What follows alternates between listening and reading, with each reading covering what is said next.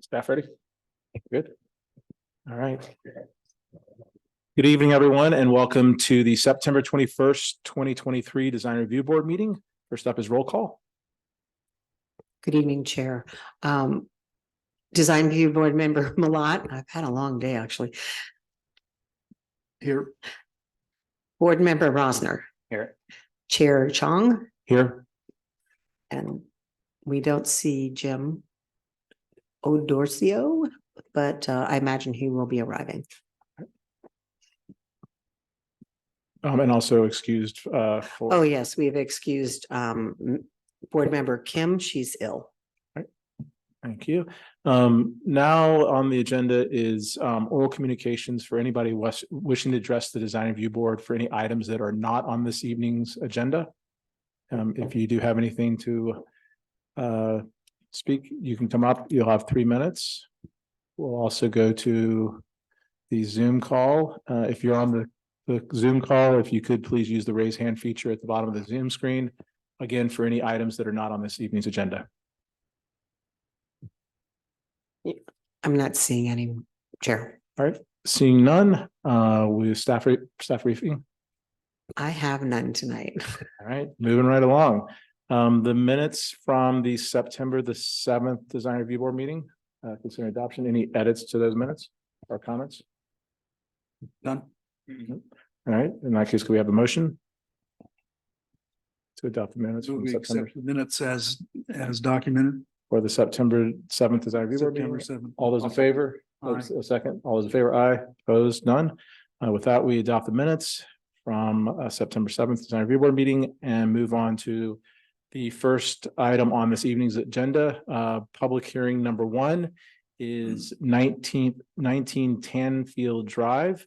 The way we will do the format for all of our public hearings this evening is the applicant will have up to 20 minutes to present the application, at which point we might have some questions, but we'll open it up to the public.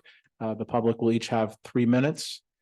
And after the public is done, the applicant will then have 5 minutes to address any of the concerns that were raised by the public or the board.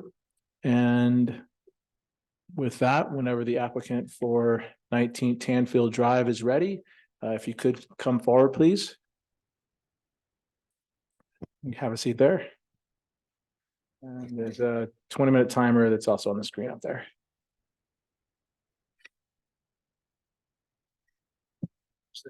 Place to put this for you guys. You can hand it, you want to hand it to us? Or-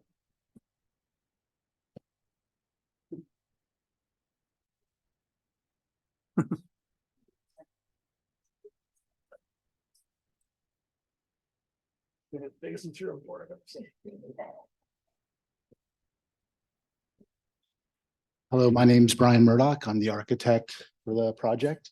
I'm here with one of the owners, Stephen Koza, and Kimberly Koza, the other owner, is hopefully joining us via Zoom. Let's see here. Just haven't used this pointer before. Oh, use that. So the down arrow brings you forward and the up arrow brings you back. Okay. All right, and then the it should pointer's work. There you go. Oh, Yeah. sweet. Okay. So this is the site plan. We have an existing residence, which is the gray. And a proposed addition, a 2-story addition, which is the hatched. And also we are enclosing an existing carport, which is also shown hatched, making it into a 3-car garage. We're doing a sports court that is oriented along contour to kind of nestle it into the hillside, reduce retaining wall sizes. And then similar with a terrace that is set at the existing lower floor ground level. The site from Tanfield, there's a cul-de-sac at Tanfield where there's an existing driveway coming down. We're proposing a new front gate. And that the site tapers downhill to the northwest and the house itself nestles into the hillside. Let's see here. Okay, so this is a zoom out view. The yellow is, of course, the property boundary. The red is the location of the addition, and the outline is the footprint of the house. There's existing mature trees and landscaping around, which is to be maintained. And the house nestles itself into the hillside and into these tree canopies. Way down slope is Hacienda Drive, and the neighboring houses are all of equal to greater size. Some are a little bit smaller, but they're all essentially oriented on their sites the same way as where we are. We've reached out to all these immediate neighbors, and there's in your packets, you have letters of approval from 17, 23, and I believe 1 right here. Let's see. This is the basic floor plan existing on the left and proposed on the right. This is the lower level. The existing lower level is just a simple family playroom. We're kind of calling this the activity floor, where we have a large spa area, a big family room, / exercise room, 2 bedrooms, an office, and a wine room, with new access that goes out to engage the sports court that's in this vicinity. And then this is our new outdoor terrace off of the main family room. This will be a turf area, not grass, just turf, and a small little concrete patio right outside the doors. Going up a floor is the main level. Existing, it's a confluence of bedrooms, but the main house, the main living space, and this outdoor deck is focused on the views, which is the #1 asset to the site.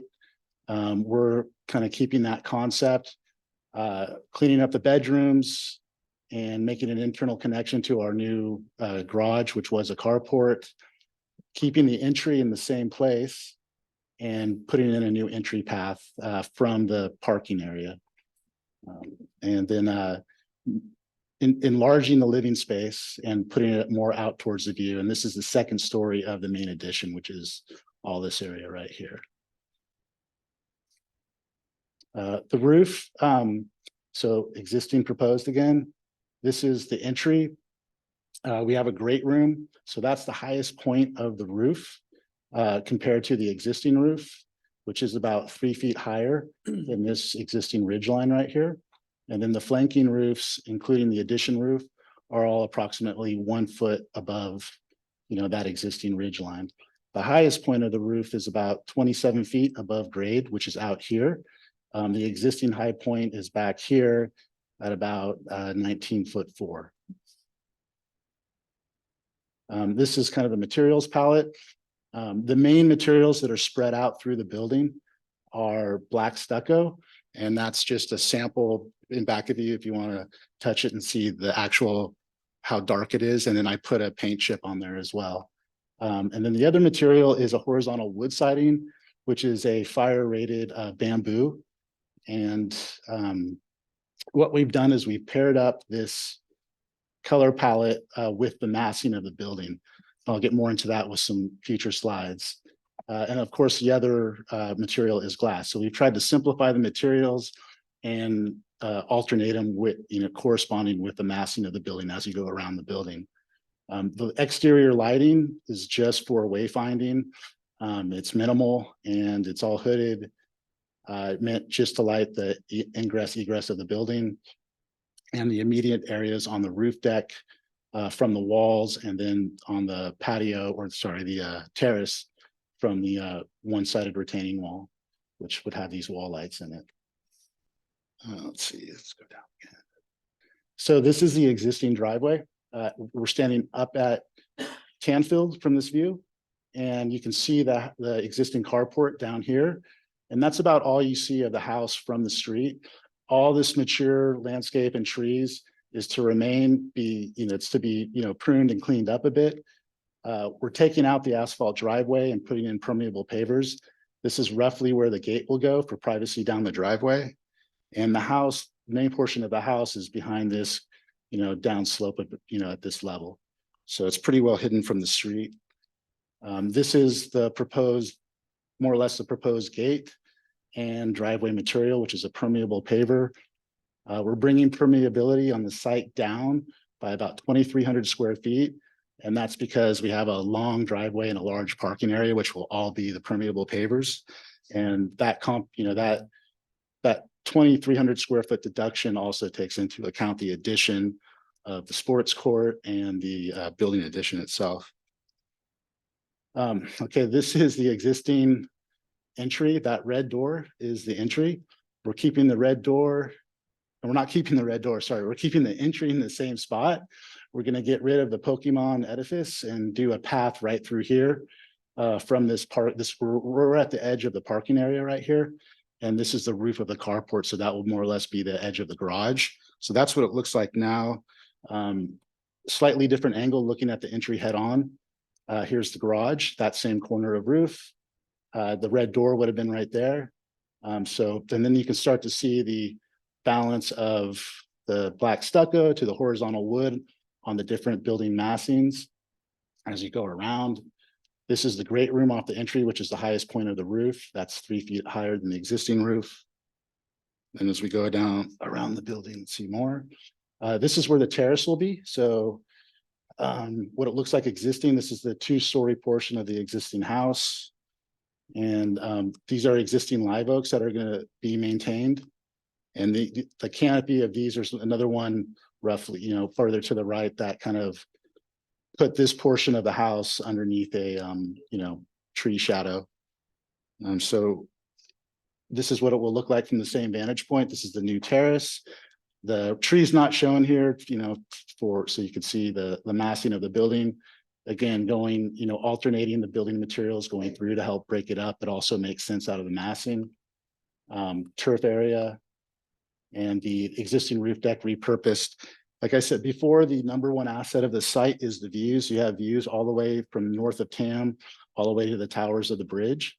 And so that's why we've used a lot of glass on these rails. So if you're sitting inside, you can see through them. For the larger windows, we put extended overhangs out to help shadow the upper portions of the windows a bit more, but also to gain some architecture. Let's see. Okay, this is the other side of the existing house. This is where the primary addition is going, the 2-story addition. It's going snug right here in this corner and flanking the existing roof deck. Let's see. This is the bulk of the 2-story addition going into that corner, again, alternating the masses. We like the dark color, and from a hillside perspective, it plays into the darker colors and the shadows, cast by canopies, things like that. The warmer wood, this wood can go either way. It could be maintained and look more or less like that, or the physical sample that you guys have right there. Or it can go gray. It's very similar. It weathers very similar to Ipe. And let's see, the sports court would be right around here.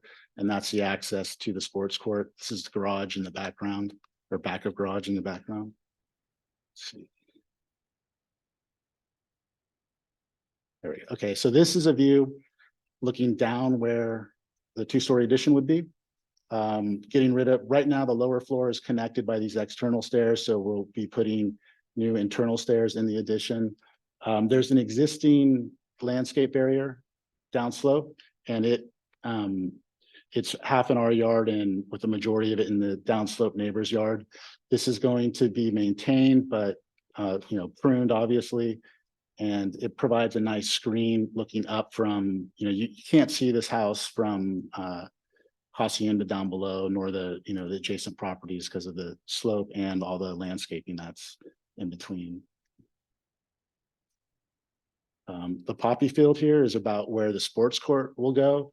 The addition is backed by the roof deck. This, we're not extending this into the building now at all, and we're removing this deck right here. So that's just for proximity and location. You can see the big live oaks in the background that the rest of the house kind of nestles into. The elevations, I think these do a good job of, again, explaining the alternating materials, the relationship of the height of the structure compared to the existing below. Up there in the corner, I wish I had a zoom. That's the elevation and pragmatics of the new front gate. This is the side where the terrace is. You can see the profile of the new terrace, the natural grade line that existed before. And that's most of our grading goes into that. We have the grading values that we have on the drawings is for that terrace and the ball court and some foundation work for the the addition of the house. This is the west addition, so the highest point of the building is right along here. That's at 27 feet. The existing high point was, because this is set back quite a ways, this face is consistent with this face back here. And then this is the downslope wall of the terrace, and the lighter wall is the upslope wall of the terrace. And on the other side, this is the ball court side. The ball court's not shown in this, but again, you can see this is the bulk of the two-story addition. That high point is dimensioned right here at 27 feet. And again, the existing below. This is just a rough, long section cut through the building again to see the height difference, which isn't much. We're capitalizing on higher ceilings, especially around the entry. And then this is a section through the ball court. Again, nestled in the grade to get lower walls. And then also we have a 7-foot fence on the downslope side to keep things from going over the edge. These two sections are cut in the same location. This is existing, the family room, the deck. Same family room extended into the new floor addition and the living space above. And then the roof deck here. And then this is the great room beyond. And that is pretty much it. So if you guys have any questions, we're here to answer. And if you have any question about neighbor outreach, I believe Kimberly is on Zoom, so she might have to raise her hand. She did all the outreach. All right, we'll open it up, see if there's any questions first before we open up to the public.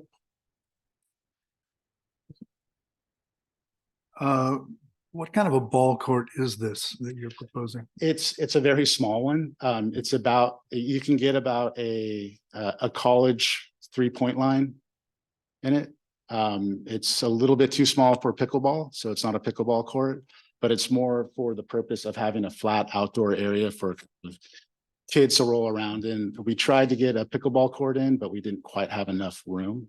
With setbacks, the way we would have to position it got a little bit too large. I did go up to your neighbor's house down below and talk Down at to her Hacienda on Hacienda, and you can see the house quite prominently from down there, from her From her house. front yard.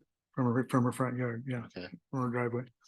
Go back But to that. she seems to be accepting it, so she wasn't planning on being here tonight. How do you propose to protect the glass from the heat load that you're getting with a due west facing 12-foot high piece of glass covering the whole room? So, yeah, so we're using very expensive glazing and, mitigating with insulation, things like that, a whole building system. So we will be able to achieve it. It's just not going to be cheap. Okay, I don't have any other questions.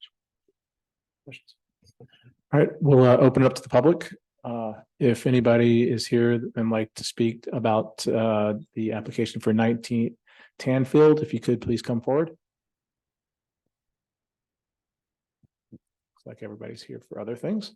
If we could go to the Zoom call, if you're on Zoom, please use the raise hand feature at the bottom of your Zoom screen, and we'll let you into the room.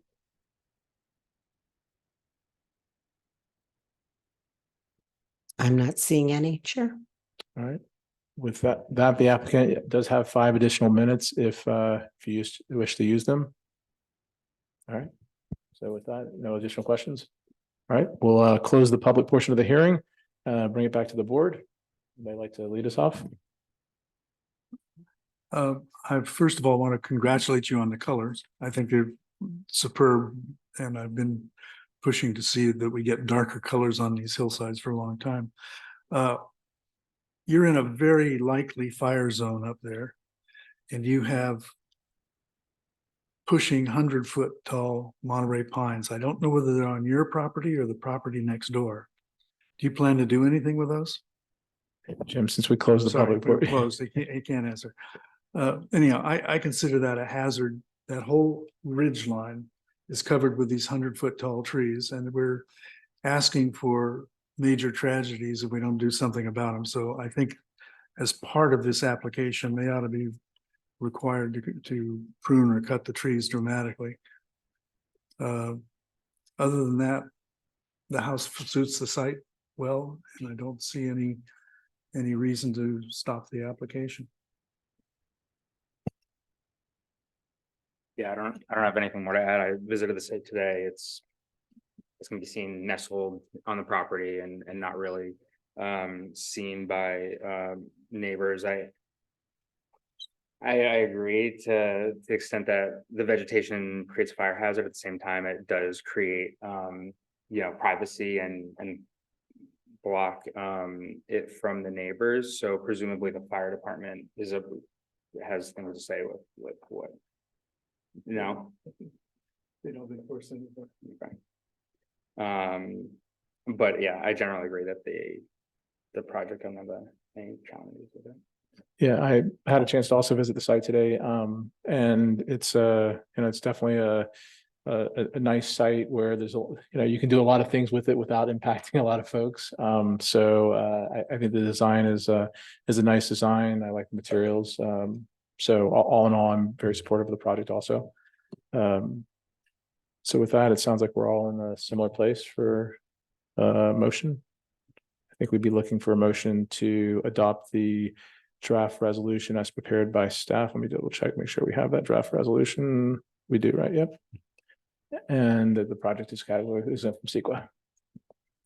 So moved. All right, do we have a second? Second. All in favor? Aye. Opposed? None? All right. With that, we adopt the draft resolution and move on to the second item in this evening's agenda, which is PH 251 Cecilia Way. Again, if the applicant could come forward and you'll have 20 minutes to present. And we'll use the same format as we did for the last one.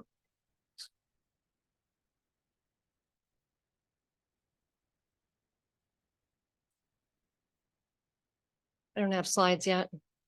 Oh, go ahead. Great. Hi, I'm Shirley Parks, and I and my husband, David Parks, we've lived in Strawberry and Mill Valley for about 20 years. It's been a dream of mine for the last few years is to live in a one-story home on a flat lot. So we were really thrilled when 251 Cecilia became available.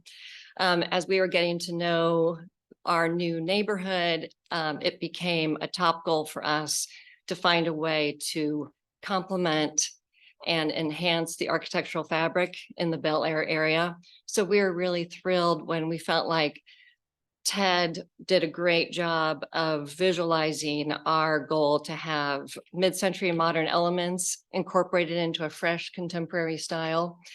And so we were really pleased with the outcome.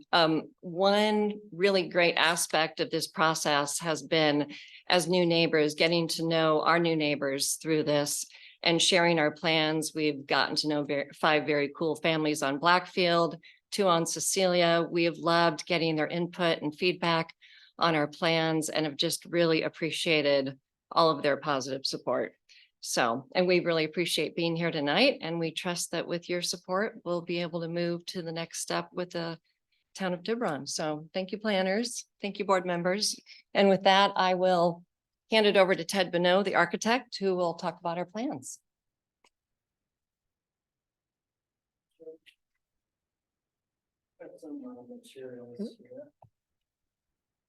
Thank you.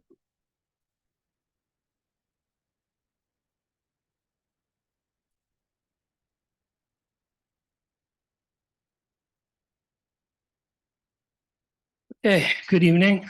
Ted Bonneau, the architect for the job. Let's see. Okay, I put together a kind of a brief presentation here. And make sure I know how to use this.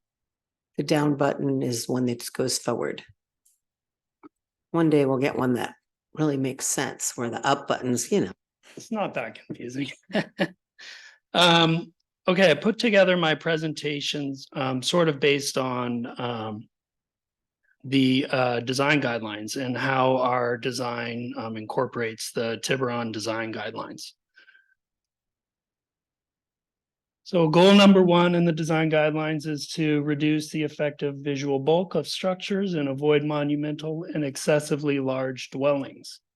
So, I mean, the biggest thing we've done to achieve this goal is to keep the design to a single story, while the height limit allows for 2 stories. Secondly, we recognize that the most affected neighbor right here is the one to the east. And we've designed it in such a way that the lowest portion of the building is next to them, and then it gradually steps up in height as you move further away from there. Working with our landscape architect, Jim Bradanini, we are incorporating thoughtful landscaping around the house, which reduces the perceived mass from off-site. One of the guideline principles calls for avoiding single form solutions. Our design has varied articulated forms that step sort of in and out in plan and up and down in height. Per other bulk reduction guidelines, we further articulate the building by alternating different materials on the different forms. Goal number 2 of the guidelines is to reduce the environmental impact on the dwelling in the neighborhood and to be a considerate neighbor. Back on the topic of materials, which I've given you some samples of there, physical samples. We've avoided colors and textures that will attract attention by selecting sort of muted earth-toned materials. Per another design guideline principle, we are avoiding unsightly exposed mechanical systems. The solar panels will, they're solar panels and they're going to lie flat on the roof.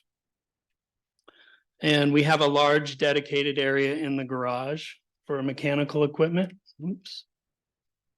Here, a real large area. And with a raised floor design, there is a crawl space for HVAC and plumbing to freely run through.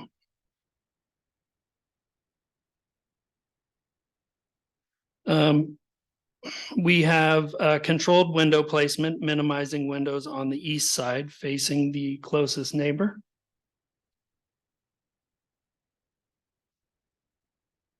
And in a move that helps with energy saving, we are maximizing natural light while minimizing excessive solar heat gain with the largest expanses of windows on the northern facade and limited window openings on the southern and western facades.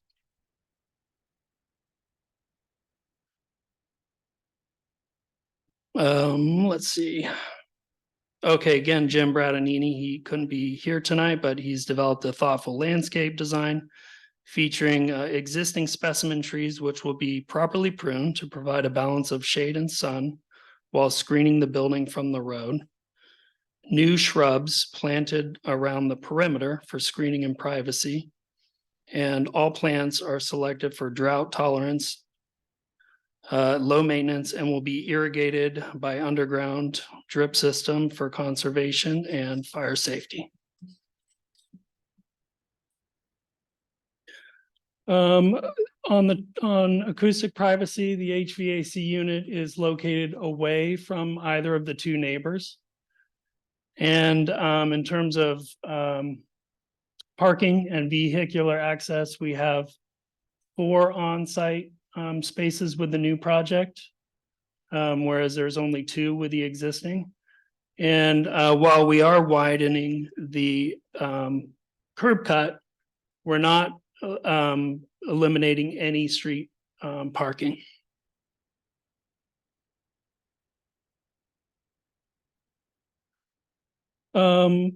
Sort of one of the most obvious design guidelines is to follow the development restrictions, which we have. We're not requesting any variances. In height, our design is only 1 foot taller than the existing house, more than 16 feet below the allowable height limit.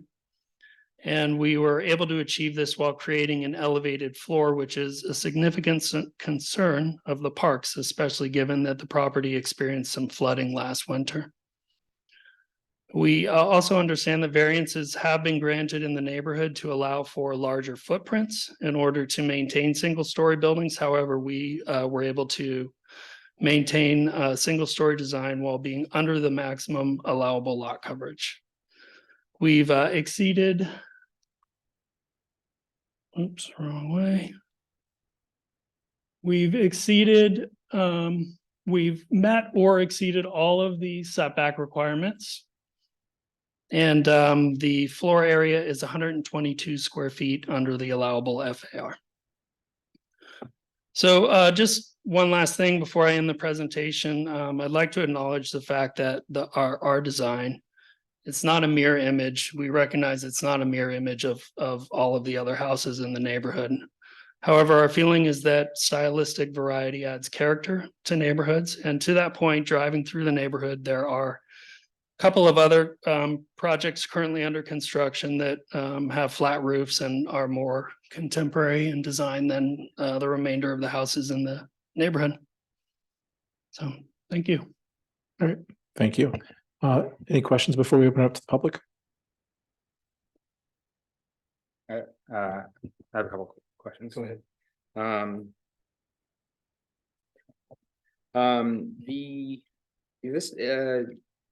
you gonna have a perimeter fence throughout the whole perimeter, including on Blackfield? Is that existing remaining? A lot of it is. Let's go back to the landscape plan. It's a little bit hard to see here, but there is an existing fence from this point around the back over to right about here. And then we're extending that existing fence forward with a gate. And then we have a new lower fence in the front yard. Okay. So but the existing on Blackfield is more or less gonna remain. And those, is that Correct. on the property line? It is, let's see. I think it is just about right on the property line. Reason I'm asking is because then the shrubs that are there currently are you planning anything on the exterior of that fence, or you're just remaining? Yes, we are planting them on the outside of the fence, Okay, which you can kind of see here. There's actually a bunch already, and so we're extending those. okay, so that is still, then the fence is inside the property line, and those shrubs are within your property and you're able to. Do you guys have the drawing, our actual drawings that we can pull up? If we could pull up our site plan, I can answer that question. That is true. It is. Okay, The fence is inside. It is. Okay. I just couldn't remember off the top of my head, but I think that was that was my only question. here we go, right here. So, yes, I think you can.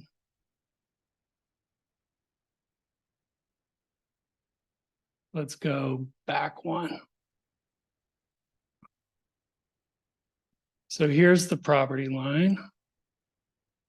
No, the fence is right on the property line.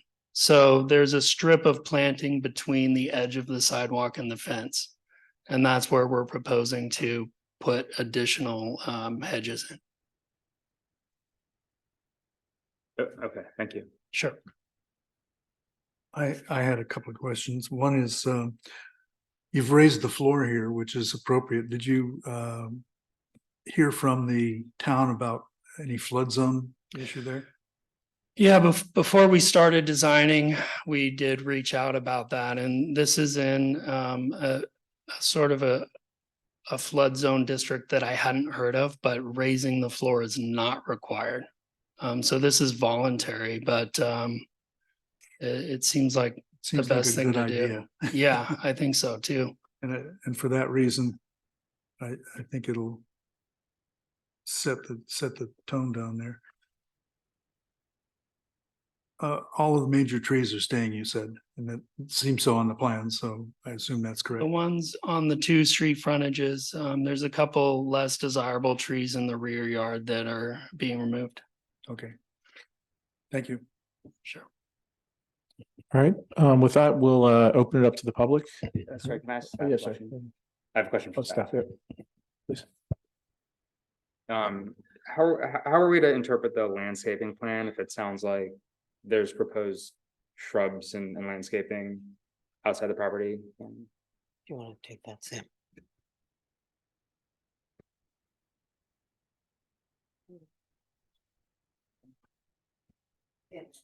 Sam is gonna help us with that one. So any structures like fences would need to be located entirely on the property line. They could get an encroachment permit through the Department of Public Works if there is any plantings that go beyond that are in the right of way or on the public sidewalk. Okay. And they would be, maintained, limited to a certain height that would all be reviewed by town staff and the Public Works Department. Yeah, thank you. So if we were to basically approve plans as presented, then it would be on the applicant to get the encroachment permit. Correct, yes. And that may be part of the conditions that we've drafted, and if not, we can always modify the wording to do so. All right, we'll open up to the public then. Thank you. Is there anyone here that would like to speak on 251 Cecilia Way? If you could, please state your name and address. Okay. And keep your comments to 3 minutes. My name is Evelyn Wu. I live at 263 Cecilia Way. I'm just four houses down from where you are. I actually have no objections to this house. I think it's great that they kept it to one story. I love the design. I really do. We have not met. I wish we could have met, but I think it's just great. And it has been a flood zone area for a long time. So it's just to let you know. And I think that it's raising the house to prevent the floods is a really good idea. It is a trend that needs to be done because it does flood. I mean, it's always happening. So my house has not been in that situation, even though I'm like 1 foot higher than you are, so that makes a difference. But I just want to say thank you for keeping the one story. I think it's great. My house is one of the original ones. I'm by myself, so I'm not gonna make any changes to it. And so I'm not gonna make it, but I think anything that really makes the houses not so boxy and the same, looking boxy, it's the same. It really adds to the house, to the neighborhood. So, but thank you. That's all I wanted to say. All right, thank Okay. you. Is there anyone else here that's here to speak on 251 Cecilia? All right, with that, we'll go to the Zoom call to see if there's anybody. If you're on the Zoom call, if you could please use the raise hand feature at the bottom of the screen if you would like to speak on 251 Cecilia. We do have one person we're bringing in. All right. At this time. Again, Hi, if can you hear me? Julie S., we're trying to let you in right now. Oh, We don't hear you that well. hello. A little volume, maybe. I don't know how to do that. There you go. You're Yeah. doing it perfectly right now. You can hear me? Yes, we can. Okay, hi. Yeah, I'm Julie Spire. I and my husband, Sean Murphy, he wants to have his own say. I live at 101 Blackfield Drive. I met the couple that are gonna move next door and they were lovely, and I am definitely in favor of bringing some variation into our neighborhood, and I'm glad that they're accounting for the flood zone. My biggest concern is when I look out my window right now, I see the hill. I see a beautiful hill. When I see the poles that are going to be where this house is, I no longer see the hill. I am literally just going to be looking at their house. And to me, that actually bothers me. That I'm not going to be able to see far away. Now, I don't know what the solution to that would be, but I did want to voice, I just did want to voice that it is making an impact on my view from my house. So I just wanted to voice that. And you know, I hope they get their dream house. I hope we can arrive at something where we're all happy, so. And At the risk of living in a doghouse for the rest of my life, I have a different view. I will miss the view of the hill to a degree, but I feel like the overall appearance and the design of the house is great, and I don't think it's gonna. I think it'll have a positive impact on the neighborhood, and I actually support it. So we have a divided house. So hopefully my wife doesn't hurt me. we're good. Okay, thank you. All right, thank you. I want to be hindered. So, yeah. All right, was there anybody else on the Zoom call that'd like to speak? Yes, we do have Sean. We're trying to bring you into the room right now.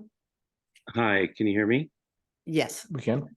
Great. I just wanted to say one thing. The positioning of this house at the corner of Blackfield and Cecilia is such that it basically is the entrance to the Bel Air Estates visually as you're driving up Blackfield, and having seen the design, the story poles and such, I think it'll be a wonderful addition to and anchor to the neighborhood, which I think several people have noted, you know, the diversity of both this project and others, past and present and perhaps future, will be aesthetically pleasing as the neighborhood evolves.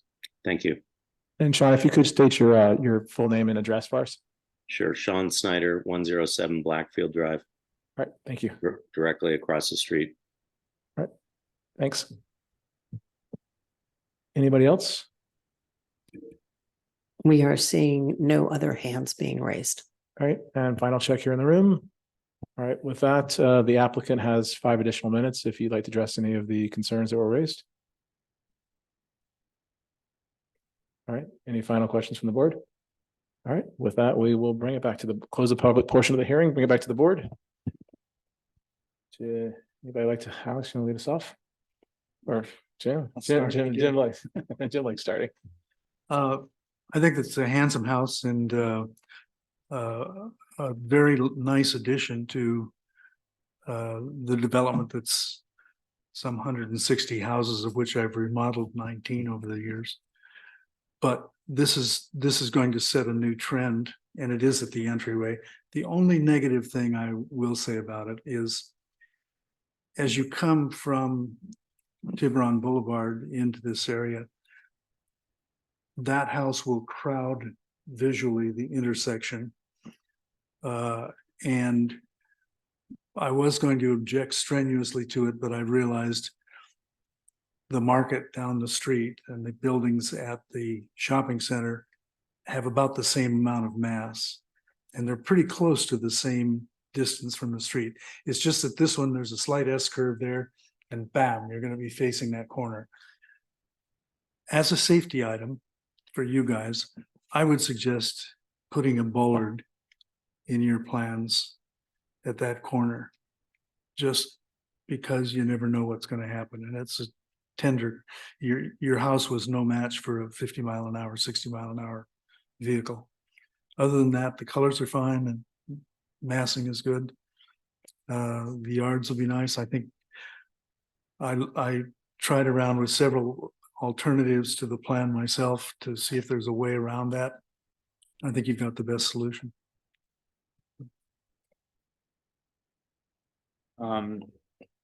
I think overall, generally, the design is nice. I was interested to hear your thoughts on the initial thought of the massing and now being okay with it. I share a little bit of I think Julie's the last caller's 101 Blackfield. I'm sorry. The 101 Blackfield color. Yeah. You know, I think through the previous projects we've just done, in that neighborhood, 7 Apollo and 283 Cecilia. And a lot of our feedback was generally in the design. We brought it down a foot or two, and I'm wondering, you know, these have 10-foot ceilings in the back and 9-foot ceilings in the front, and if we bring it down a foot, is that going to alleviate some of the kind of impact to both the neighbor and just driving down the street? If that was a concern, amongst others on the board, I think visually, as I took pictures and I stood across the street, there does seem to be a distance of horizontal, block massing. Maybe there's a tree added in between the rear trees on the west side and the shrubs, and maybe that softens it a little bit. I'm not like hard set on lowering the structure if the two of you are pretty comfortable with as is. I think that's just been the trend that we've had as a board with bringing in more of the flat roofs and the more modern style in this neighborhood, but maybe softening it with maybe a tree more in the middle, in between kind of I think on the west elevation, I think that's the kitchen sink window, and then kind of the back is just a long strip of wall. Maybe that tweak just is kind of, it will help a lot. So I think that's where I'm at. Again, generally, seeing the transition in that neighborhood to more modern, I think that's great. I think it's just doing it as soft as possible, given the existence of the current architecture, and limit that impact is the only thing I'd add. Yeah, so I had a chance to get out to the site today. I looked at it through the lens of the fact that I feel like I beat a path between my house driving to Bel Air with a kid who was just there for 3 years and 6 more years of Bel Air to go. So it's definitely going to be something that I want to make sure that we get right. I definitely like the design. I think it's I also like what they did with the driveway pulling. That's a neighborhood that anytime you can get an additional off-street parking space is always positive. So I think that was definitely an improvement.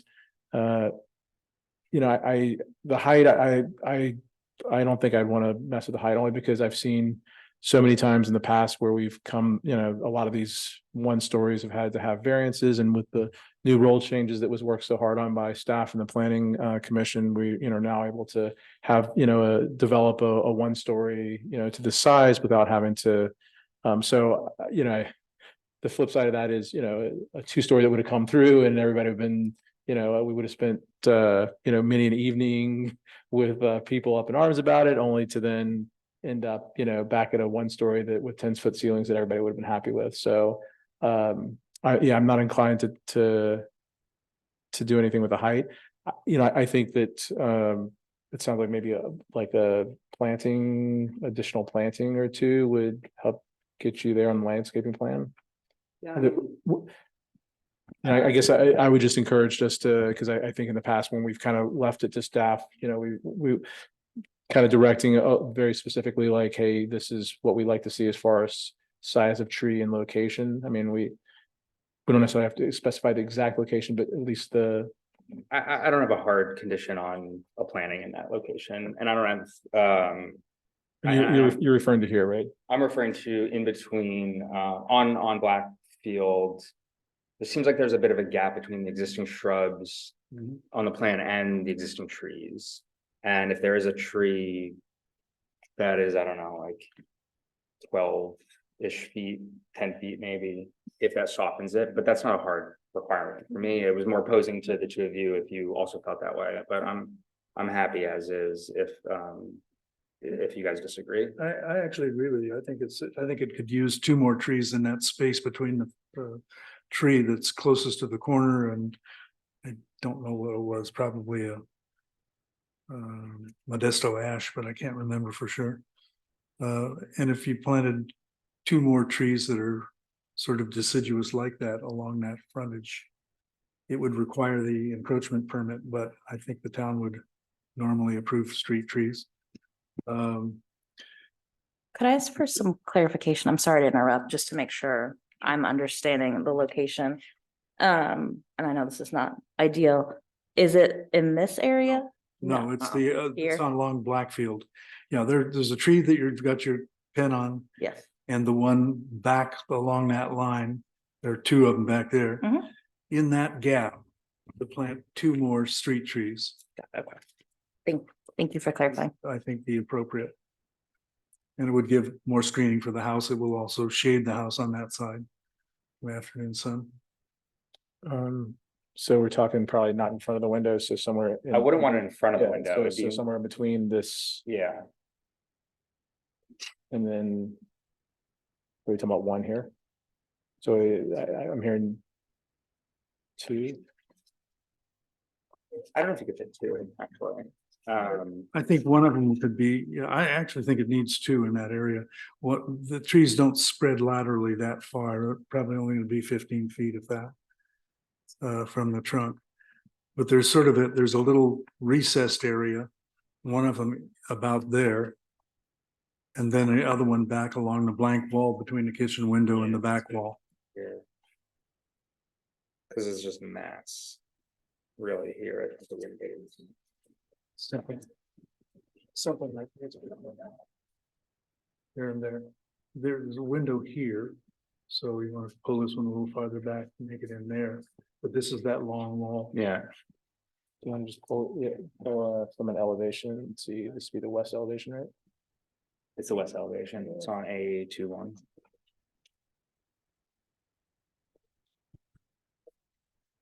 I just also want to bring up to the board's attentions that there is a property line on the side that it may not be very visible on the landscape plan, so you just have to make sure your condition is within the property. No, that's why I was saying, I think it He should was be on asking the about street side road and require an encroachment. encroachment permit.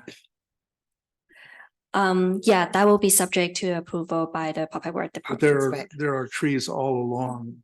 That It would front- just require, we need to put something in the conditions that Right. would specify that they need to get Public Works approval.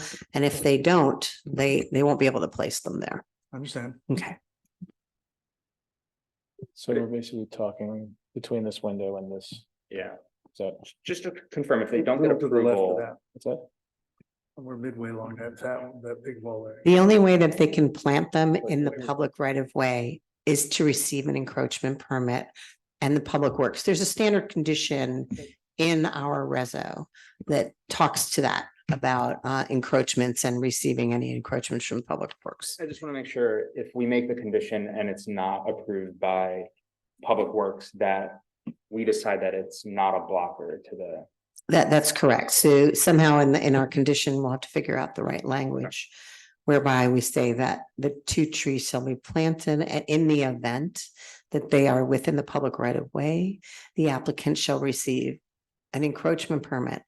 If however, an encroachment permit is not approved by the Public Works Department, then this condition will not be applicable. You can certainly do that. So are we saying, are we saying, are we saying one, right? We're saying one here, or you're saying two? It's better along that. It's just a long All right. space. So, They're gonna be juvenile trees for a long time. yeah, so what do we want to specify on size? Yeah, okay. What size? How many gallons or inches? 15 gallon. 15 gallon, all right.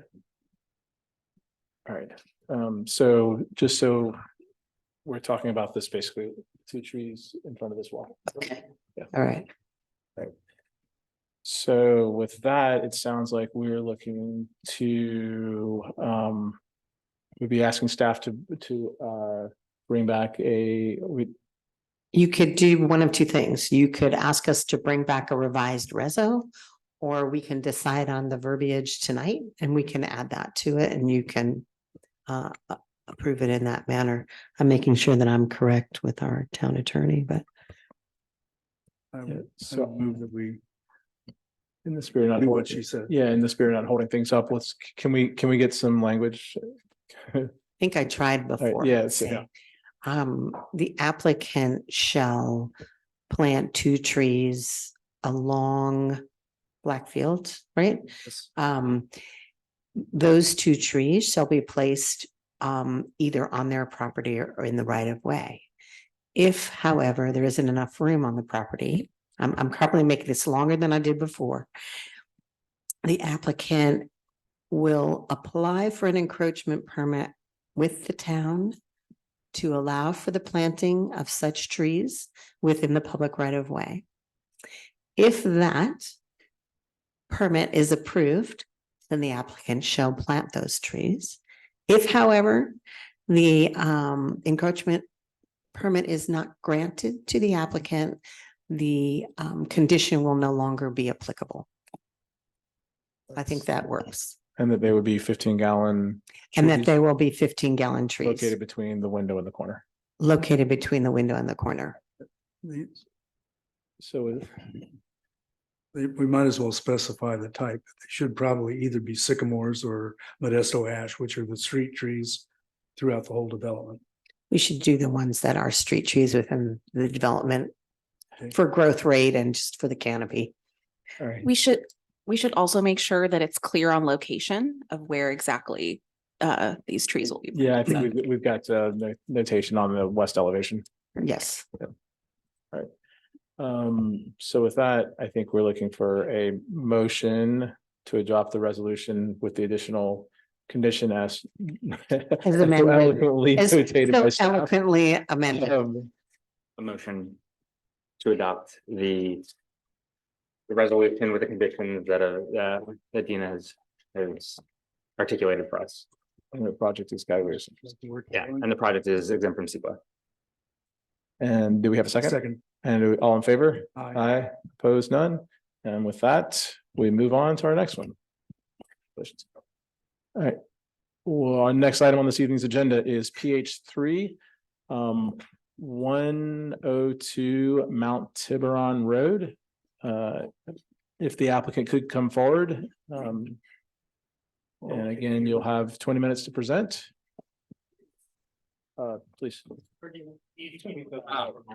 Oh, no. What is that? Do we need to save the materials? This is. Dina? Dina, do we need to save the materials? I could take them back. All right. Hi, board members. I just want to read a brief statement. My name is Brian and my wife Francesca is here as well. We have two small kids who are 5 and 2 living in Tiburon. We're thrilled to be here and we're excited to be creating our forever home. I really appreciate the board taking our remodel into consideration this evening. I do want to say I feel incredibly let down and disappointed with how the process has gone with our neighbors, especially because we sought to design a non-impactful project and perform significant outreach. One of our neighbors most impacted is Jim and his wife Christy. We met them in March, a month, I believe, before he joined the board, to have an open and honest dialogue about the intentions for our project. Upon seeing his view, we drastically changed our pitched roof design to a flat roof to accommodate his concerns. At the end of April, we all met at our home with a revised set of plans and renderings we made to help visualize the project. We discussed revisiting and analyzing the project when the story poles went up. As you know, you only truly can see firsthand to understand the potential impacts of our design.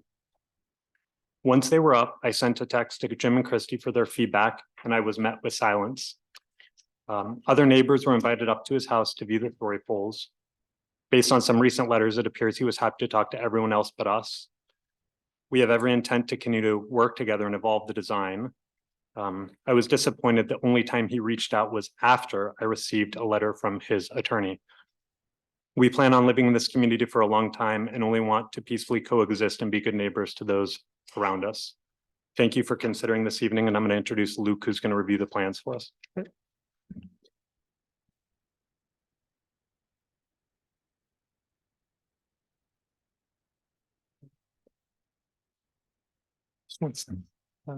I'm Luke Wade from Wade Design Architects. We're distributing some material samples that are on our material sample board. That's part of our application, as well as some packets of the supplemental information. That's the beginning of our presentation here tonight. Thank you. Given the opposition from the neighbor at 99. We're leading with an analysis of the view from his property and discussion around the guidelines. So you won't hear me speaking at length about the design of the project tonight. I think that we have some very specific goals with the board. Sorry to interrupt a little bit. For the copies that you provide to the board member, I also need a copy for the audience. It's coming your way. Thanks, Christy. There we go. First is guidance and discussion from the board around the allowed impact on the existing borrowed view over the property at 102 Mount Tiburon, including qualification of the view as either panoramic or slot, as this matters according to the hillside guidelines. Number two, clear direction from the board that we are encouraged and allowed to view story poles from 99 Mount Tiburon Road, and guidance on desirable accommodations, if any, from the board's point of view regarding this view. I think getting clarity there will allow us to be creative and successful. So that's what we look forward to. If we can go ahead and bring down the lights, and let's see if I can figure out how to use this on the first try. You just use the back and forth button. Okay, perfect. Thank you, Christy. So here we have an image, just a simple taken from Marin's website. Here's 99. Here's 102. Some things to point out. The view in question is this view, this edge, this cutoff here. The floor, this slide is demonstrating that this is not a situation with a house below or in front of 99. These are two properties with driveways across from each other. In fact, the elevation of the driveway for 102 is actually at a higher elevation than the driveway coming in to 99.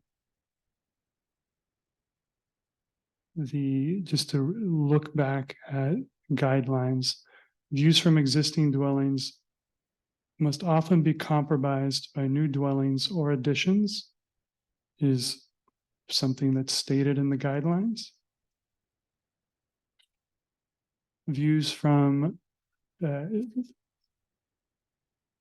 and this is just demonstrating a difference in where views matter. This is about the difference between slot views and panoramic to some degree, but it is also showing how that a structure located to the side that even does broach the horizon line is a yes. Proposed structure blocks side of view. In other words, the location rather than the middle, the side foliage here is allowable. Here we are with panoramic. As we'll see shortly, if my view is this, then I can accept this, given that it's a much larger view. However, if it's a smaller view, then obviously blocking the totality of it is something no one wants to see. Now, a discussion of how to capture views for evaluation. It's very clear. It actually, and Jim, I'm aware that you prepared these, so I apologize if I'm if I'm over laboring, but this was done at a time when you had to take photos and stack them together like a Hockney painting. The entire panorama should be considered. To present the problem effectively, the view should be photographed completely from view stop to right to view stop on left. And then this one about borrowed views, views across vacant lots or views across lots that are going to have new development. Consideration may be given to preserving portions of the borrowed view. This is the only substantial view for a neighboring home. I think that's a very important word to remember. And then the diagram itself, what is it wanting to avoid? Please do not put a building in front and break a view. Preserve the view by locating to the side. Something important to notice here, the cone of this view is smaller than the original view. In other words, there was an impact and it was allowable. This property at 102, when built was quite a process.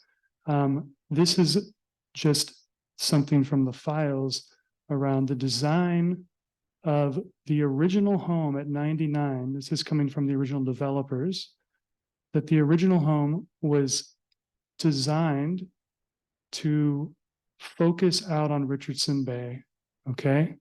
It was designed to look on Richardson Bay and not towards the San Francisco view, because there were two other lots between it and San Francisco, which when built upon would substantially impair the view of San Francisco from lot 99. This is the resolution about appeals for the eventual development of the existing home on 102 that talks about what they qualified the view of the house at 99 as a secondary and not a major ceremonial room. That end of the home, and this was visible from site visits and from charts presented showing the orientations of the two homes. It also says, even with view blockage, there will be panoramic views. And that was approved 5-0 by the council. So just to zoom in a little bit closer, orientation of the home at 99. Its primary view towards Richardson Bay, north is off this way. The non-primary view towards San Francisco this way. And I just want to point out again, this is the back edge of the home in question. The home that we're discussing here is completely behind. In other words, if you're looking out this way, you're raising a concern about something that's literally behind you. This is the view towards Richardson Bay. And once again, just to articulate the center line of that view towards San Francisco Bay and the location of the home that we intend to remodel. I've also added in, so this is a photo overlooking the pool. That center line again, the home on the left as it exists today, which does have impairment across the horizon line. And then this is a bit of a plus minus diagram. These were all done before story poles as part of our outreach to the neighbor to express sensitivity in a sincere fashion.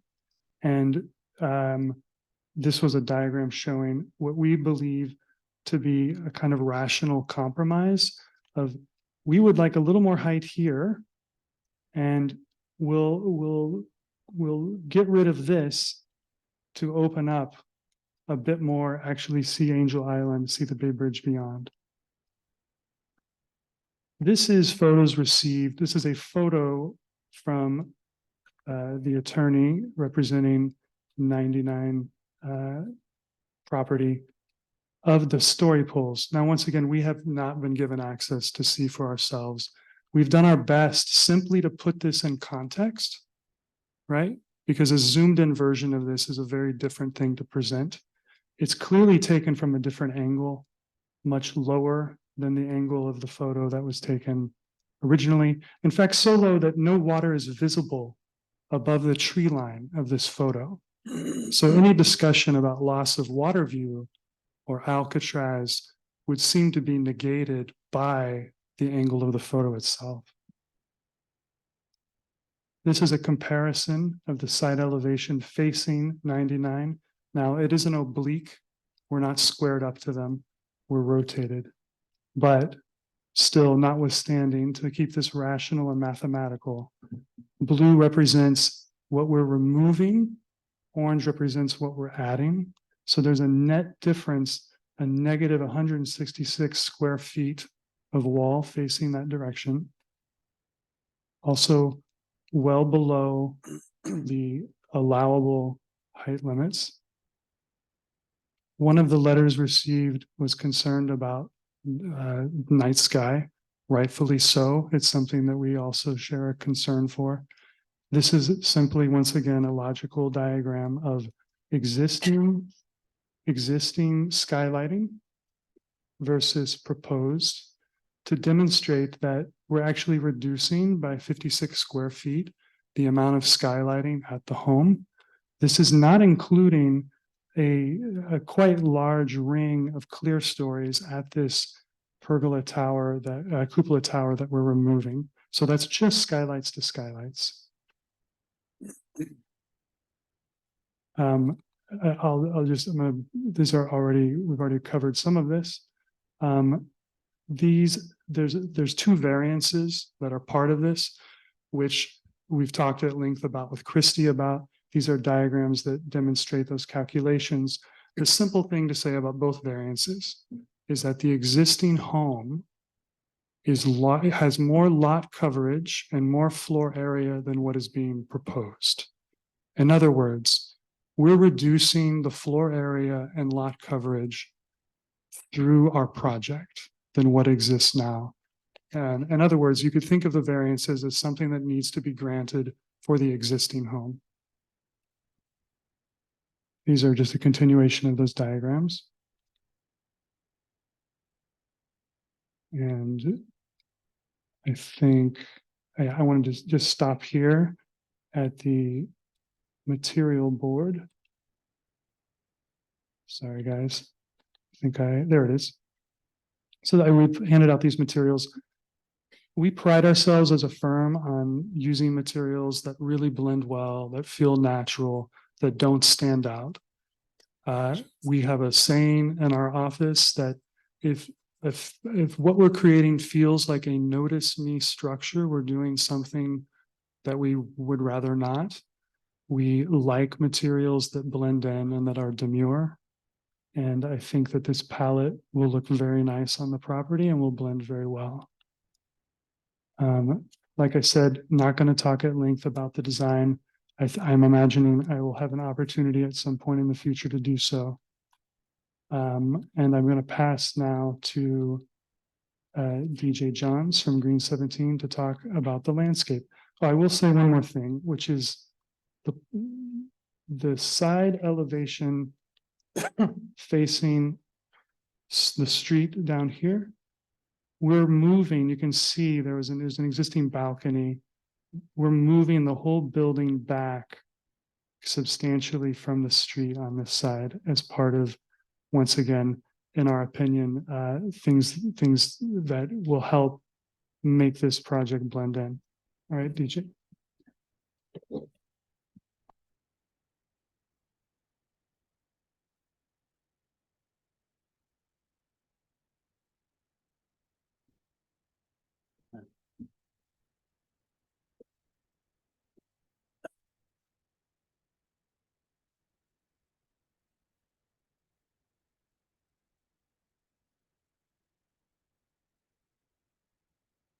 Thanks, everyone. DJ Johns, Green 17 Design. I also brought some samples in the interest of time. I won't pass them out just yet. We also put together a quick visual mock-up, in response to one of the late mails. So I can pass that out. Sure.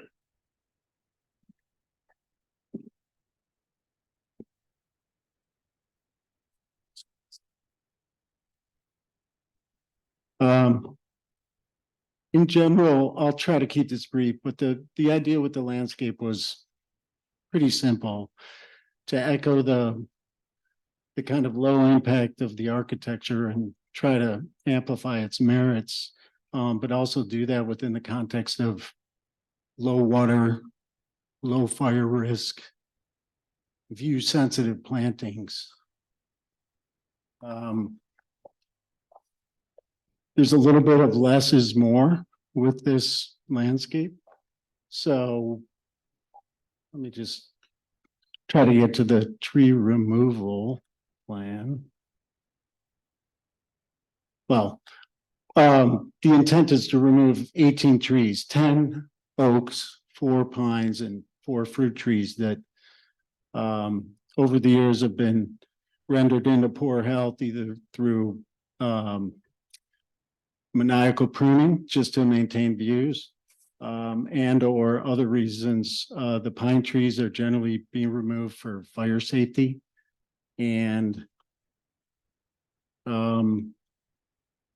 see, we've skipped too far, excuse me. Oh, we're going the other way.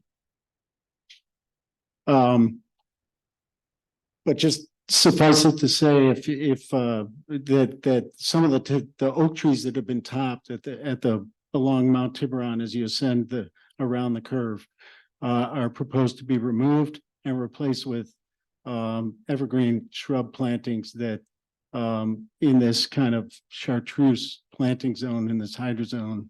I'm just going to stay on this slide if you can follow. These are the various planting zones. But in general, in trying to cultivate something that serves the whole neighborhood, we have maintained kind of a simplified planting palette that includes, as I say, low water, low fire risk, and view sensitive plantings. This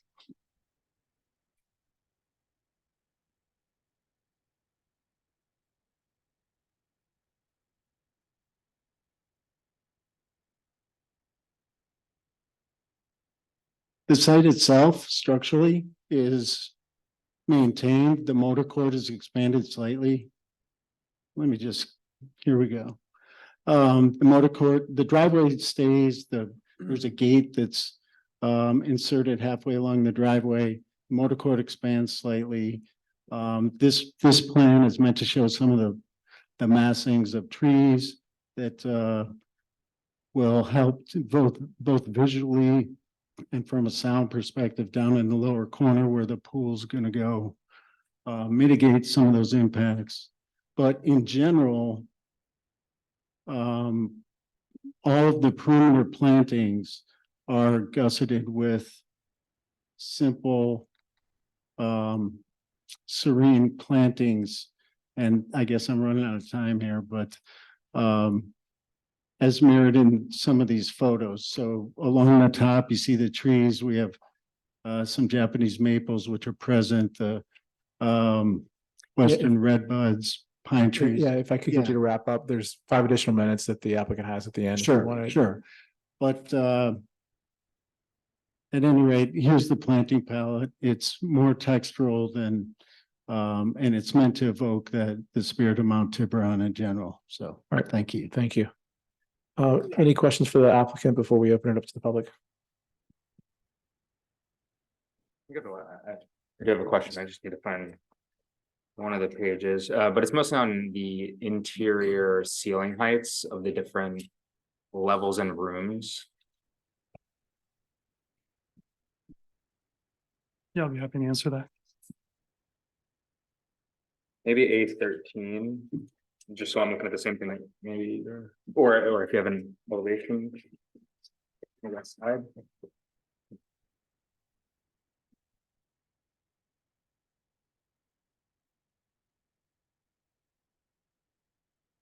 Oh, I see. Yeah, so Yes.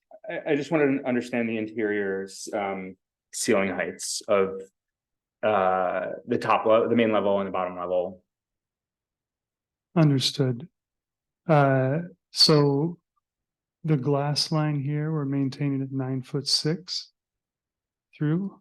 So you have, it'll be a ceiling that's close to matching. So between 9'6" and 10 for most of this. And then you can see this secondary roof that pops up that would bring our ceiling height up to around 11 feet for the main volume of the space. The design task that we saw was to really, we originally had a pitched roof. We went flat after realizing the impacts on the neighbor at 99. And that allows us to maintain some height for the interior while simultaneously respecting the view. It's also, the existing home has some difficulties in terms of flow and level change, mostly in the living space of the home. And honestly does not really engage the views that are there that could be afforded to the property. And so those were, in my mind, the things to remedy in terms of the home design. Also, a desire to simplify. That's why the floor plan is really one main space underneath, sorry, going the wrong way. One main space underneath that roof. So right here, that's the 11.6 or 11 feet through here. And then 10 on the edges. The roof lines in the back all remain unchanged. And then for the lower level? For the lower level, we're leaving the roof line as, the ceiling plane as it is. And I think that's around 9.5 feet, somewhere around there for that lower level. Let me see if there's there's a section here. Yeah, so the basement level here. Okay. Thank you. Any other questions? Yes. My reading of the plan says you have a single level now from the bedrooms all the way out to the end of the to the end of the living room. Is that correct? That's correct. Yeah, we've taken the floor elevation of the bedroom wing and continued it out into this area. Are the uphill trees, those that are adjacent to a driveway up behind this house, are they on your property, the ones behind there? Substantially, yes. Okay, and that includes redwoods and some Monterey pines by my reading? Is that correct? Okay. The uphill side, yeah. Please speak to the mic. Thanks. Sounds like a landscape question. Yeah, that's right. There's some Japanese maples and redwoods on the uphill. We're removing a couple, 4 of the pines. Well, 2 are uphill and 2 are to the east. Are there any Monterey pines left on your property then after you're finished?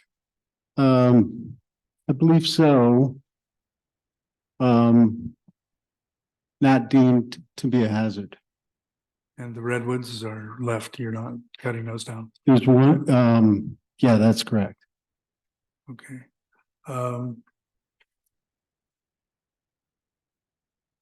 You're cutting all of the oaks along Mount Tiburon Drive? Not all of them, no. The ones that have been compromised in terms of their structure, the most, and as recommended by the arborist, are being removed.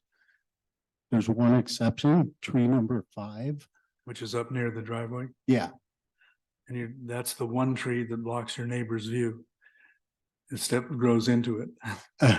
That was just a comment. Yeah. Excuse me. Sure.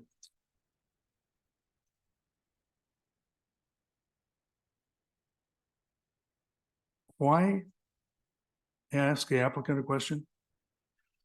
Why did you, no, the applicant, Brian, why did you buy this house with so many things you wanted to change in it?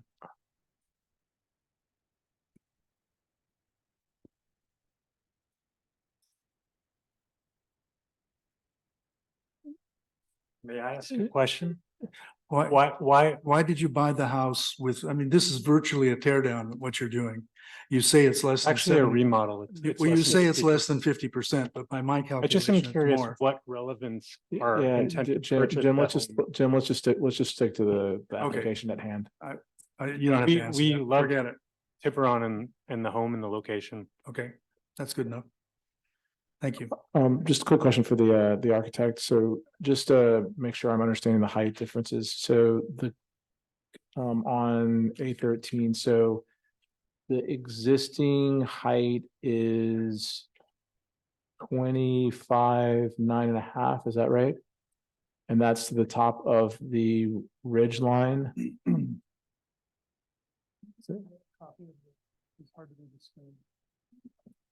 One second, I'll look at a hard copy.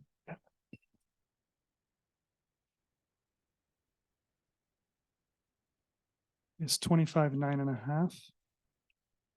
25.9.5, right? That's correct. And then the new one, the new proposed height is 27. It's measuring as 27, although I will point out that that's not from existing grade. You can see the dashed line here on a print. That's from the slightly below that where we intend to have steps roll through.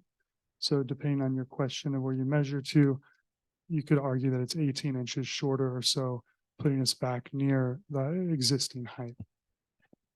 I guess I was trying to get to, I was just doing the math on 25, 27 minus the 25.9.5 would appear to only be a foot and a few inches. And then it just seemed like from the story pole, the story poles look like they're set significantly higher than just over a foot. And that's one of the reasons why we'd love to see it from 99 point of view, to confirm that. That's also what we're hearing, is that it appears to be taller than the drawings indicate, which we would want to confirm for ourselves. But as far as we know, the story poles are accurate to that are placed or certified accurate to. They were certified accurate. Okay, all right. Correct. That's all I was asking. All right. Okay, thanks. If I could expand on the question earlier around the floor plate coming from Jim Malat. Am I pronouncing your name correctly? Okay. One of the reasons why the interest in making it all one level is so that we could have better flow from indoor to outdoor through the home, and also connection to the terrace on this side of the home as well. So there were many compelling reasons to look to simplify what is arguably a little bit of a tortured layout and elevation change with lots of steps in the interior of the existing home. Maybe stick around Yeah. to some change. So we have any other questions? No? All right, with that, thanks. We will open it up to the public. Start first here in the room. If there's anyone here that would like to speak on 102 Mount Tiburon, you could please come forward. If you could state your name and address. Sure. My name is Mark Evans. My wife Tracy and I live at 101 Mount Tiburon, which is the direct north neighbor to Brian and Francesca. I have a few comments, and some of them are more along the lines of Brian's comments. My family's been here for 13 years. I've raised 6 kids in Tiburon. We both live here. We'll live here hopefully for a long life. I've been really distressed by this process. We were reached out by Jim, who went directly into our home while we weren't there and quizzed our workers on who we were, identified himself as part of the design review board, and made it clear that he was unhappy with the house that was being built. Brian and Francesca have been extraordinarily open with us about what they were building. We've seen plans, we've seen the story poles. We've had questions about the roof. I was delighted to see the Long John Silver's, parapet or whatever you call it disappear. But it's been extraordinary in terms of their transparency, in terms of their willing to work with us. I think some of the questions even today make me uncomfortable. I didn't want to come tonight because the last thing I want to do is get into a fight with clearly a colleague of yours and a friend of yours, but it's not fair questions that you're presenting. We support fully what Brian and Francesca are building. They have a wonderful family. We think it's a beautiful addition. Change is good. The changes that they're proposing seem to be lovely, well considered, thoughtful, and not everything in the past is bad, but not everything in the past is good. And I would like to celebrate and salute their transparency and salute the way they've worked with us, the Evans family, to indicate what they were doing and be clear. So I would hope that everyone doesn't hold it against the Evans family that we're supporting Brian and Francesca in what they're doing, but I'm not sure they're getting a fair shake on this inside baseball. So thank you.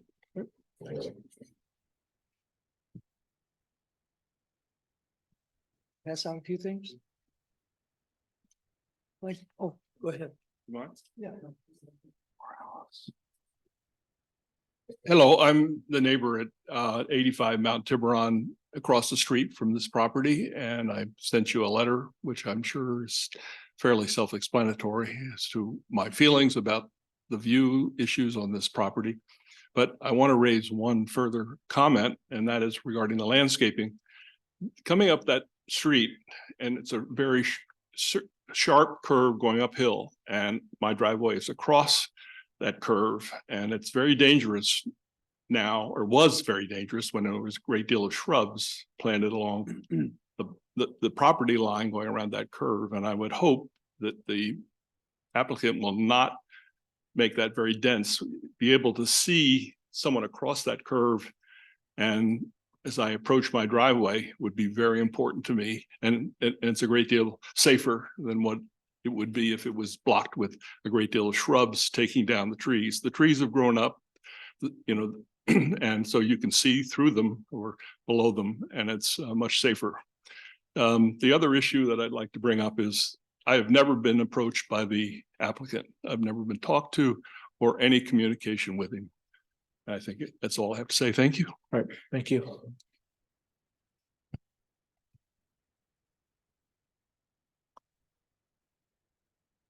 I was going to pass out the picture just so clarity. Yeah, please. I wish I might, as I did with the lighting would be better either way. I just had it's really 4 pictures. These are the ones that are clearest to see because they are actual photographs. I have a package for each one.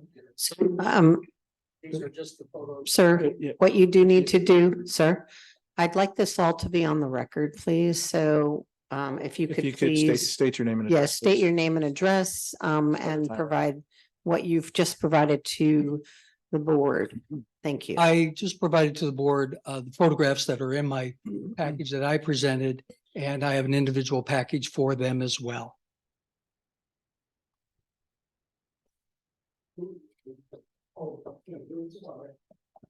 And I also need a copy of that. Okay, sure. I'm Jim O'Dorsio, and I live at 99 Mount Tiburon Road.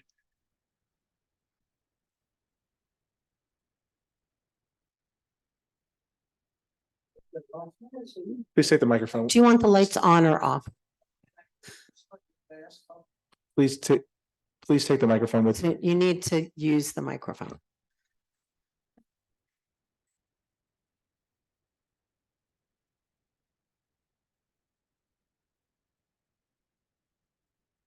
My name is Jim O'Dorsio. I live at 99 Mount Tiburon Road. I have passed out the photographs that are also included with my letter that I wrote to the DRB. Thank you. Christy and my family and I moved to Mount Tiburon 99 in 2005. And we purchased the home directly across from 102 Mount Tiburon. It's a beautiful home, beautiful community. We're very pleased to be there.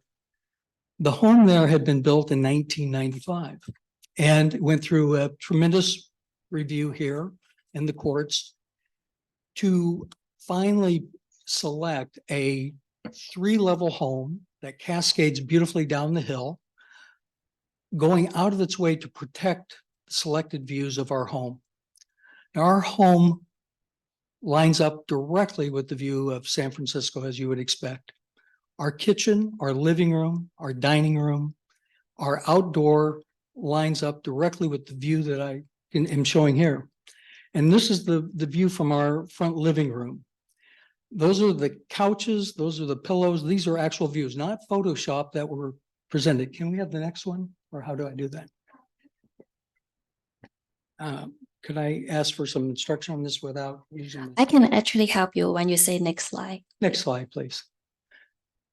And next slide. So this is just the exact same view, just magnified from what you have in front of you. And these are the story poles. I'm sorry to say that no one ever asked to come over and see the story poles. I did not know that they were going forward with doing this till about 2 weeks ago. And I did receive a text from Brian just approximately 1 week ago saying, I'm sure you've seen the story poles. Do you have any questions? When I came home that weekend, I saw them. I was shocked, and I thought our view had been encroached on tremendously. And I told Brian that, and I responded to him in a text saying that we were shocked by this view. I then tried to, and I'm here tonight to try to get them to understand that this is the center view of our home. This is why we bought the house. And every major room in the house faces this way, including of course, the pool area. We know the extent to which they went to preserve this, and to suddenly replace this 3-level home with a 1-level monolith does not make sense. And I do not think it fits into our community. I do not believe it fits into this street. And I would ask the Design Review Board to vote against this at this time. Right. Thank you. Okay. All right. Is there any additional public comment on 102 Mount Tiburon?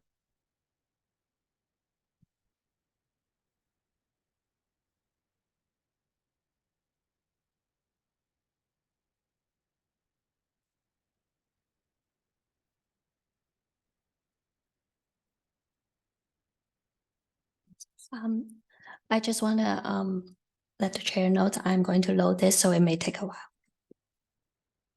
Folder slide. Yeah. So if you are going to speak to those slides, sir, I would wait. Can you wait for 1 moment, please? Thank you.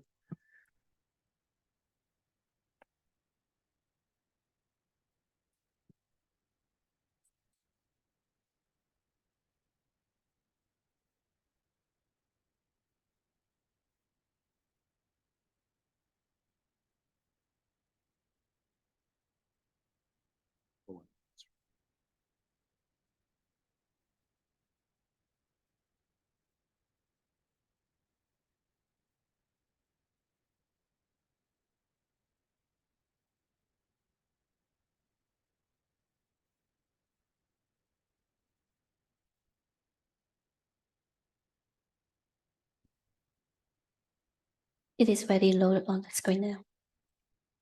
You may proceed. Can you leave a little light on? No, you can turn it down. Yeah, I just need to do some reading.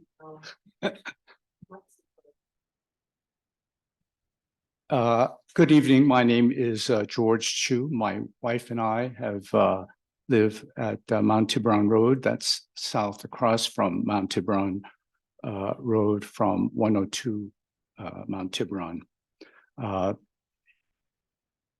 Based upon the previous conversation, I just wanted to do a brief full disclosure. We have not been communicated as far as this project until the story poles went up. On the other hand, I appreciate all the time and effort it's gone into the design. A lot of the materials, the cleaning up of design certainly is very nice. And we understand the wishes of the Pokornys to renovate their house and make upgrade changes. However, I want to add a few comments and exhibits regarding the most controversial aspects of this project. There have been compelling presentations, discussions on the height of the proposed remodeling and view blockages of this scheme. In my review of the extensive package of materials, I want to share on the plan implications as shown on the first slide. For ease of comparison, I overlaid both the existing and proposed plans from sheet A4, showing the existing house outline in red And the dotted line, red lines indicate the major areas to be removed. This is a little bit more easy to see than the comparison of the two plans, one on top of the other. So you can see that the northern uphill portions of the plan show relatively minor differences, except for the entry cupola, which has been removed nicely. Next slide, please.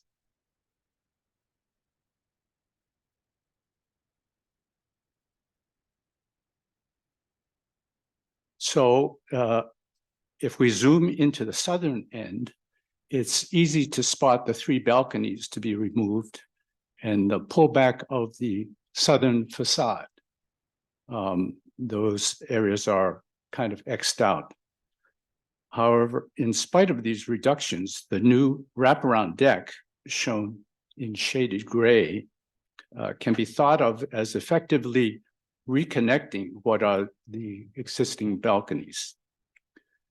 And although the deck is open on the side, the wraparound nature with its cantilevered roof sandwiches a monolithic block. If I could get you to finish up, you've run out of time. Yeah, 48 feet wide and about 30 feet deep is shown on figure 1 of the Duvalis letter. Therefore, with respect to the problems of view blockage, light pollution, and plan expansion just shown, I'd ask you to finish up, please. I concur and support the several architectural recommendations and measures to redesign. Thank you. All right.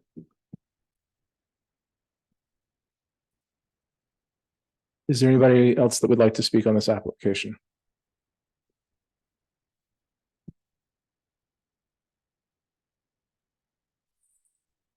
All right, seeing none, if we could go to the Zoom call. We do have one person, that Dean Dovolis.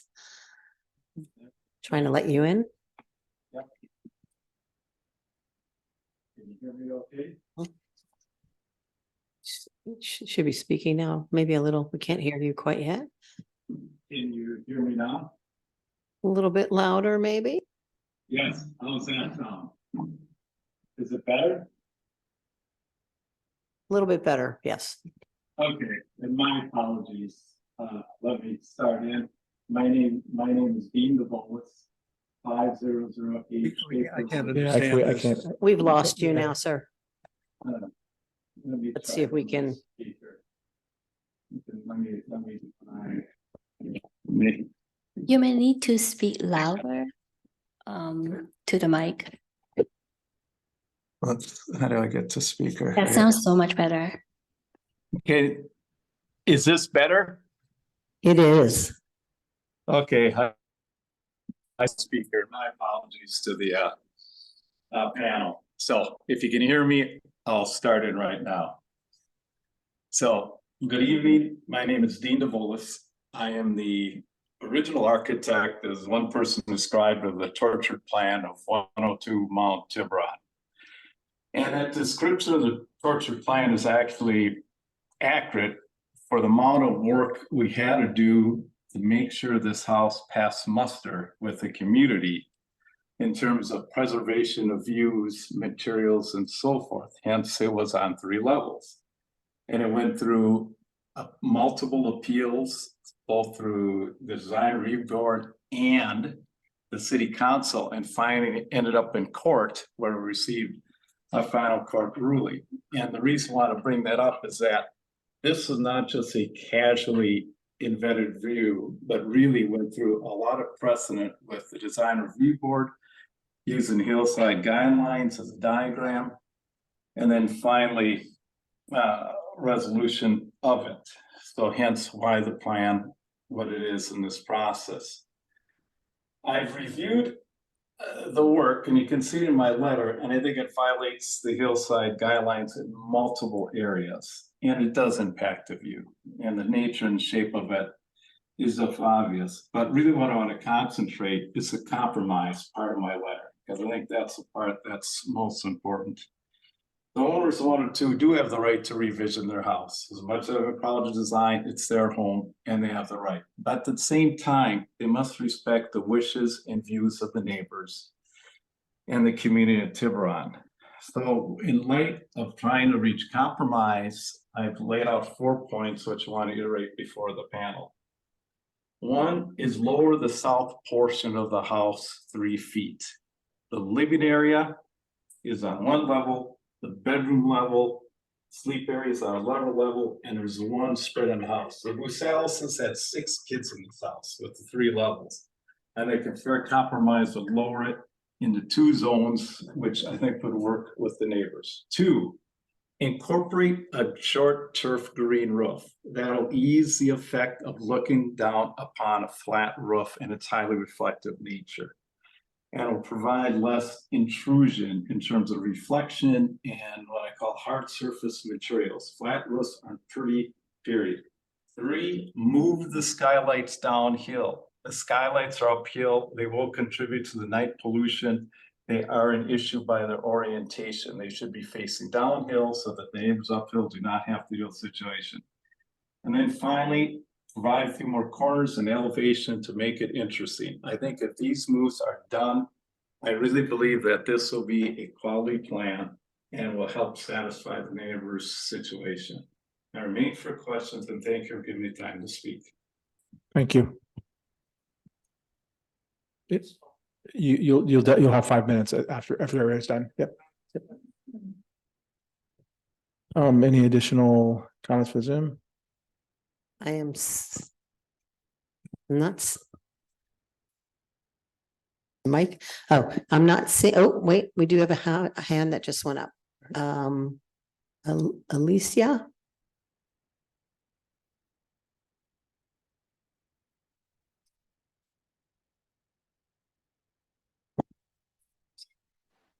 You have to unmute herself. Oh, there. Hi there. Can you hear me? Yes, we can. Hi. Thank you for taking my comment here. My name is Alyssa Holart and I'm a previous resident of 99 Mount Tiburon Road. And I just want to say the view that we are talking about that is being impacted from that house is a substantial main important view. It's the view why my husband and I got married there for that background right there. That is the view that we woke up many times just having morning coffee in our living room, in our kitchen. And that is such a special view with such historic monuments that we can see and why we loved Tiburon so much, to be able to, see such landmarks from such a beautiful community in Tiburon makes it so unique. And, it just makes me sad to see this. And I welcome change and hope that Brian and his family can find something that works well for all the parties here. But especially hope that view does not get impacted as it is so special to me. And I know exactly why the current residents, purchased that home. That's all I want to say. Great, thank you. Thank you. Any additional public comment? We do have one additional Hanover Partners. Hi, sorry, this is my work Zoom account. My name is Aaron Aiken. I live at 98 Mount Tiburon. Brian, we've never met, but I'm across from the empty lot that's next to you. I moved to Tiburon just over a year ago from Greenbrae. I'm a little bit younger than Brian, but I'm about Brian's age. I also have a young boy, about 2.5 years old. I've seen the story polls, and as far as I can tell, they don't directly impact me in any consequential way. I just would offer the following observation that I looked at the plans, I looked at the design, I've heard people's comments, that I think it's, in my view, the design is in good taste. In my view, with all due respect to the prior architect and the prior, in the current structure, the proposed structure, I think, is a nice upgrade for the neighborhood. I think it's, the current neighborhood doesn't have a lot of families. And speaking as a dad of a young kid and about to have a second kid in January, I think it's nice to have ideally more young families in the neighborhood. That's an element of Tiburon. Tiburon's got great schools, has a community feel. I think we want to be supportive of more families. And I do think that, the contemplated design is in good taste and in good keeping with generally some of the newer structures that have been going up in Tiburon, as opposed to the home that was considered down the road, that was underneath the Chu's house, that was an abomination. I think even one of you gentlemen on the board even made a similar comment in the design review board meeting several months ago about the one that was below the Chu's, and the Chu's were rightly, had a problem with it. I think Brian's house is in very good taste with the overall feel of the neighborhood, and trying to blend in a bit. I think as all of us who have views, I have a prominent view as well. There's give and there's take, and I anyway, I just want to express my support for the project, and but and I'm can be reached for any questions. Thank you. Thank you. Additional public comment? I am seeing none at this time. No. All right, and last call from the room. All right, with that, we'll bring the applicant back up. You'll have 5 minutes. Yeah, just a few quick things. One is, I think the lack of neighbor outreach to neighbors that weren't directly impacted was naivete on our part, not malicious. We moved in during COVID and never really met anyone. Second, I'd like to address Jim's question. My question to him is, why is this the second time in a few short minutes we've spoken when he's questioned if I'm interested in remodeling the home?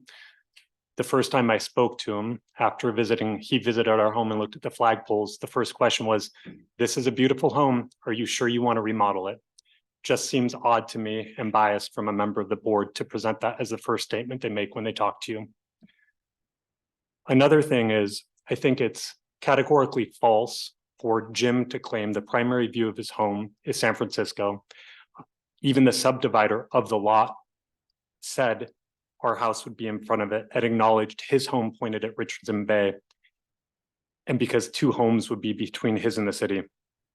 Lastly, I take issue with us giving him a heads up about the project in good faith and transparency, and him joining the board after with an attempt to create blockage and coordination amongst the neighbors against our project. Luke.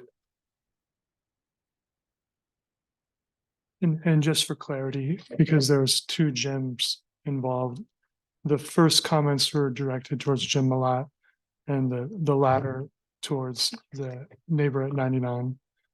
If I could have our slides up again, please.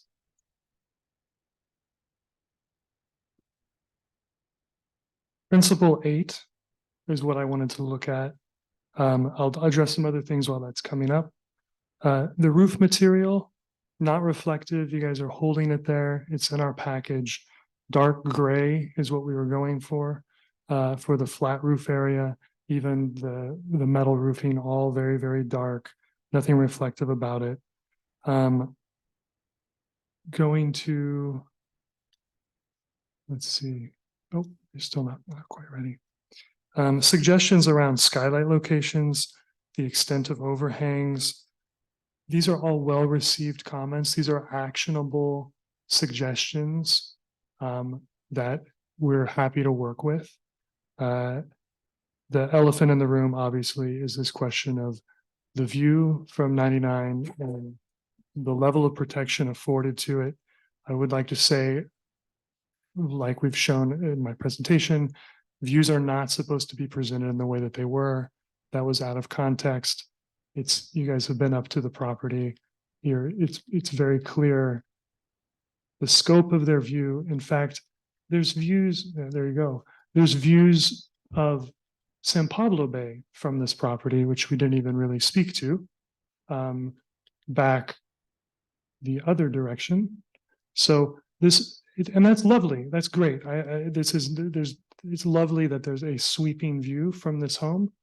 The reason we talk about what's primary and the orientation is because the hillside guidelines do just that, and they make distinctions about views and their importance.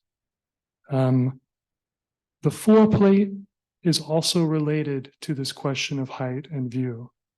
These are 2 properties that are substantially, back to the topography, substantially at the same level, across from each other, not a downhill situation, not a downhill situation, below, across. Therefore, the way that this view is maintained and was in 1994 was by pressing down on the floor plate of that home, which has the impact of reducing the view from the home at 102 Mount Tiburon and essentially giving that view away to the home at 99. Looking at principle here, principle 8. We heard from the previous architect, 1994. Principle 8 was added to the package, in my understanding, 2007. Is that correct, Jim? I believe this is your work. This is new guidance. This did not exist when the existing home was developed, and therefore is worthy of study and understanding that you cannot pretend like the home that's there now is what would be approved today. And we are here today to discuss a design. Consideration may be given to preserving portions of a borrowed view if this is the only substantial view for a neighboring home.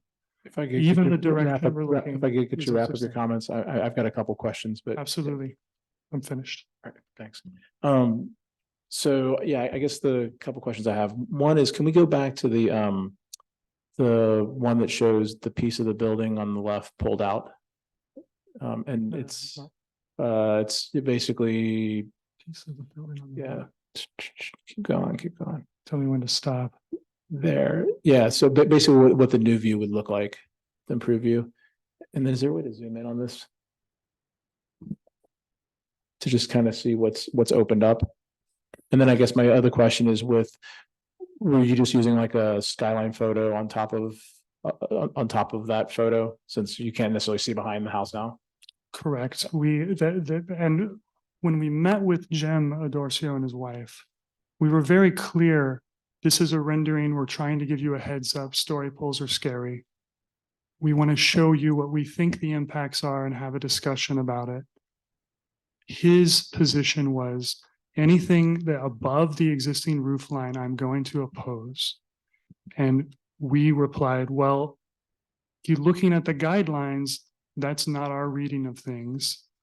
We'll story pole. Let's take a look once we're story poled. And that's really where the process fell apart, is once the story poles went up and any communication about what could be an amenable solution to the desires of the owners at 102. Is that helpful? What we believe is opened up. Sorry, that's not the right slide. What we believe is opened up is an extension of the Bay Bridge, because you see a portion of it now, and at some point, I guess, occluded by Angel Island. Yeah, if you zoom in on the top left, I don't know if you're able to do that, Christy. There we go. But this is looking at aerial views the one on the left. It's an enlargement. Thank you.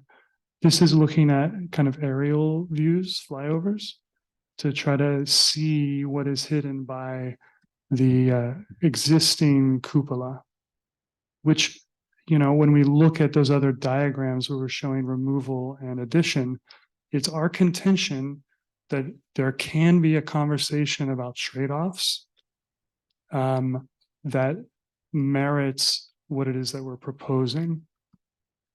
Okay.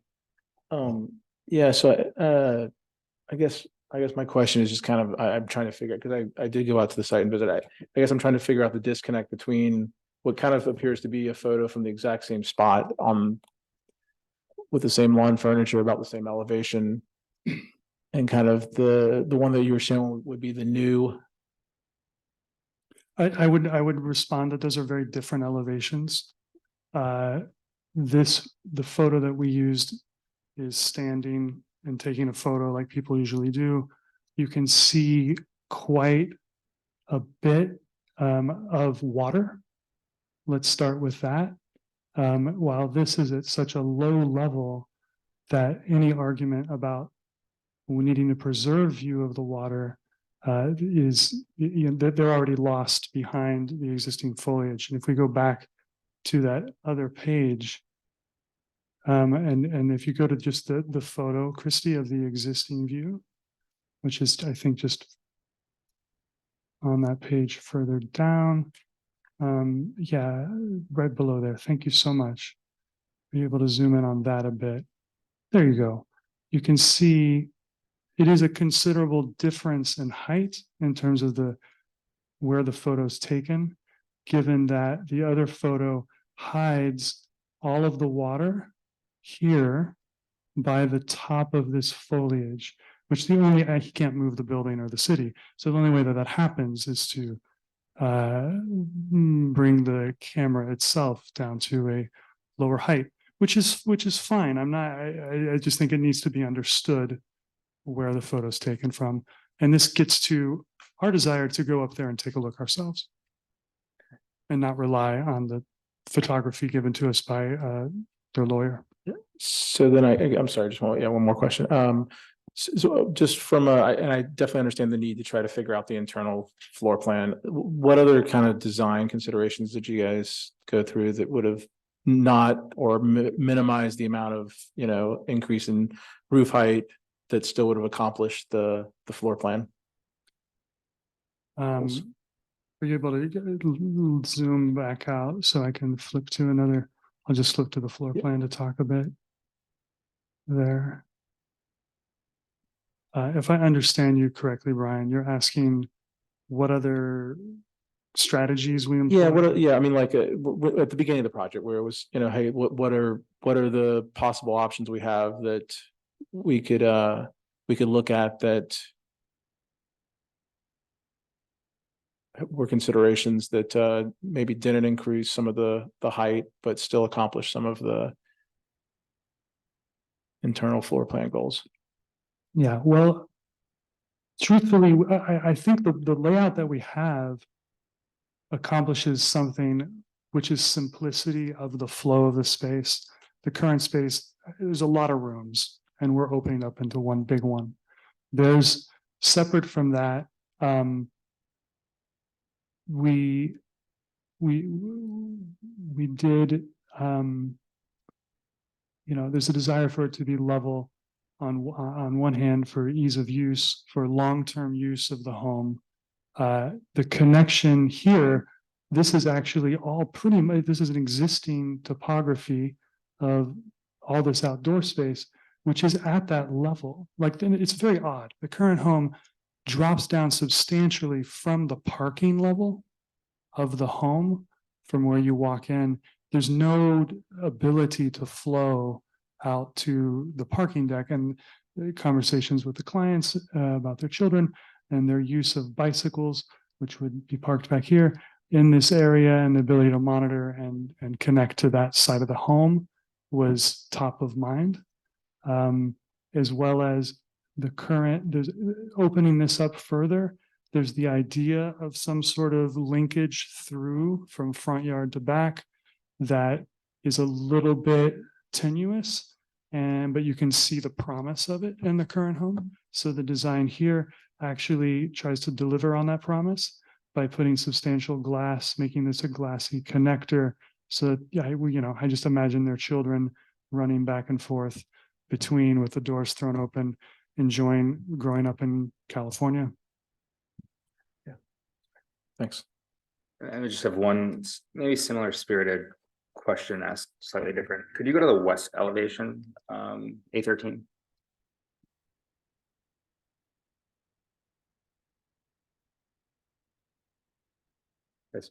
Sure. Just so I understand, and you were discussing trade-offs, etc. What are the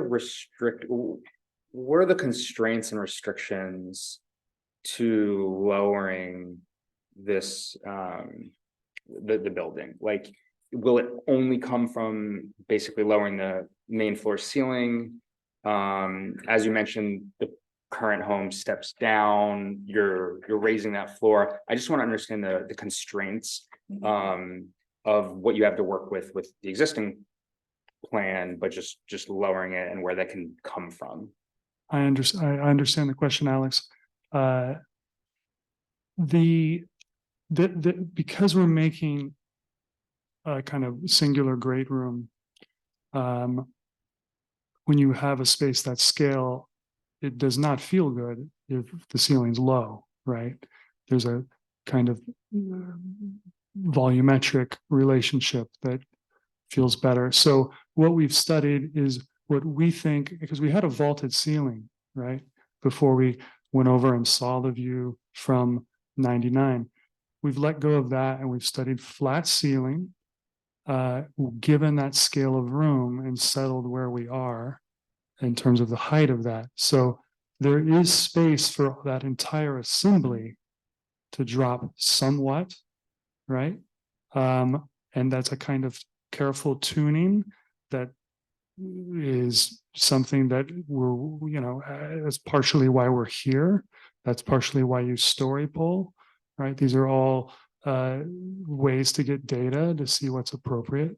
But I will remind you that this fundamental question of the existing view and whether it's a borrowed view, whether it's the side of a panoramic view, which our assertion is yes, yes, yes, even going back to the development of the lots themselves and the builders that built them and their sense of what orientation was for each building, including the Council of Tiburon and their very specific rulings around where the main views are from the home at 99, that these are two lots side by side. And then to the extent that you want to push down on this, you're affecting the view from this home, right? You're essentially mathematically giving away the view that could be afforded to this home to the other home, simply because they were built first. And honestly, you look at that existing home and it's very clear that there was some trauma inflicted on the design to push it down to do just what we're discussing. And Principle 8, which arrived, you know, decade and a half later, in my opinion, appears to be an attempt to remedy those sorts of situations and to give the design review board, give town council a document, something to look at to evaluate what's appropriate in a situation like this. Once again, not a downhill lot. Side lot, I'm looking out to Richardson Bay. I'm looking out to San Pablo Bay. I'm seeing Golden Gate Bridge. I'm seeing the city.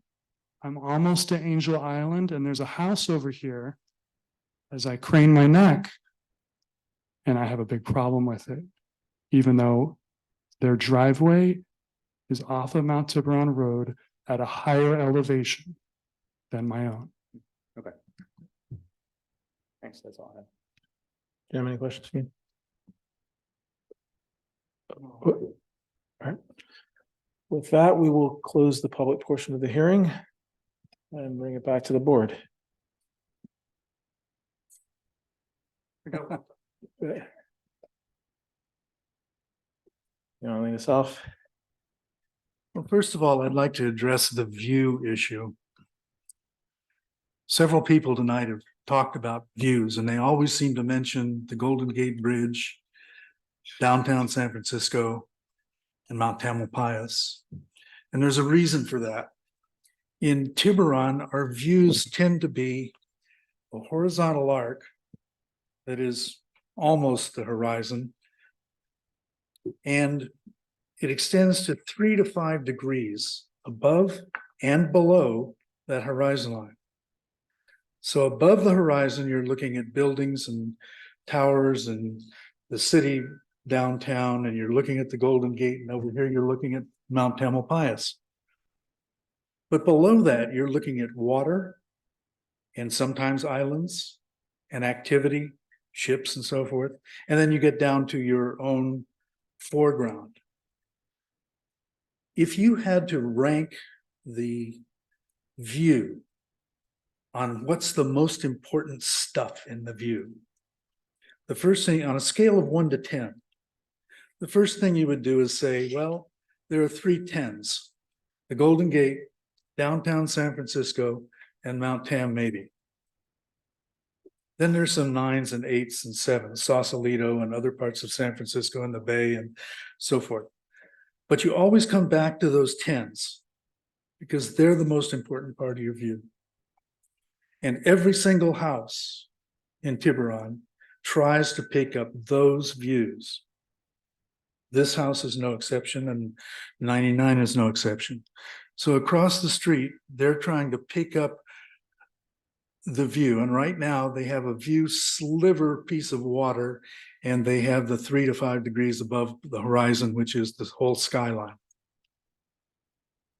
And what's being proposed here with this house is to bump up those 3 to 5 degrees, which in this case is 2 to 3 feet, maybe 5 feet in some areas, to bump up those areas and just take away half of the buildings, leaving maybe some skyline towers over the top of a new roof. But this is a process that goes back 20 some odd years to when this was decided upon originally. These buildings were built and carried through design review, appeals, town council, ultimately litigation, to the point where they came to a compromise. And the compromise was stepping down the hillside gently. And frankly, the architect did a great job of following the design guidelines and accepting the view he had. Now, there's no house to the southeast of 102. So I don't know what's blocking their view of the city except trees, which probably are on the vacant lot or on their own. And those can be handled in a different forum and cut down if possible. So my feeling is this is a process of nibbling at what was a fact and established process by a much greater forum than design review, but by a court. And I see this as, in another way, as possibly unnecessary. I'm looking at your drawing number A13, and on the front door where the pavilion roof is going to be cut down, I see 4 steps up to the level of the house. And they're coming from the driveway. Now, those 4 steps translate into 2.5 feet or so. And I don't see why the whole addition of the living, dining, kitchen, and other associated parts, plus the entry, couldn't be dropped 3 or 4 feet, 3 feet anyhow, or at least underneath the existing building height, by just putting 3 steps between the bedroom wing and the entryway. And the architect of the house himself recommended that. Let's see.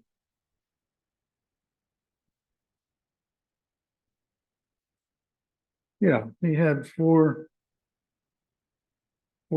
proposals. Dean DeVolis. Lower the south portion 3 feet. He probably knows the house better than anybody at this time. And he suggested a green roof. If you're going to put a flat roof up there, make it a green roof. Make it a roof that will turn green in the spring and summer and brown in the late summer and fall. Not with big plants, but with we do green planting now in 6 inches of material. Move the skylights downhill, he said. That's a great idea because that's where they are now. And put more interest in the elevation. I would add to that, I'm concerned about cutting down all those juvenile oak trees along the driveway. Yes, they may be structurally not the kind of tree we would want to have huge trees, but they provide good screening for people in the road and people in the house.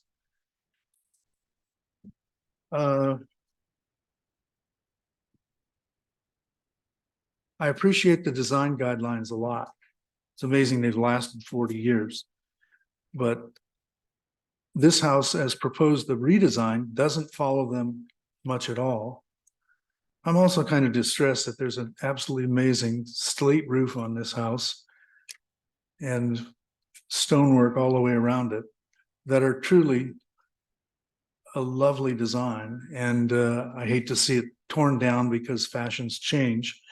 And it's really just an exterior remodeling that's being done on most of the house, the bedroom wing in particular. But again, I don't think it's a major concession on the part of the applicant to lower the house in that section of the building and solve the problem.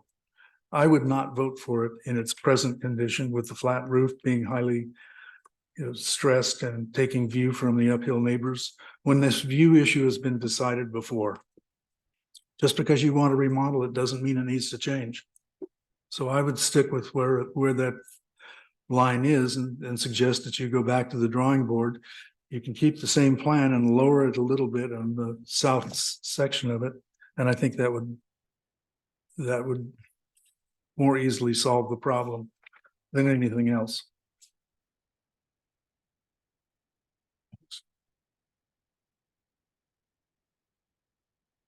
I'm trying to look at the floor plan a little bit.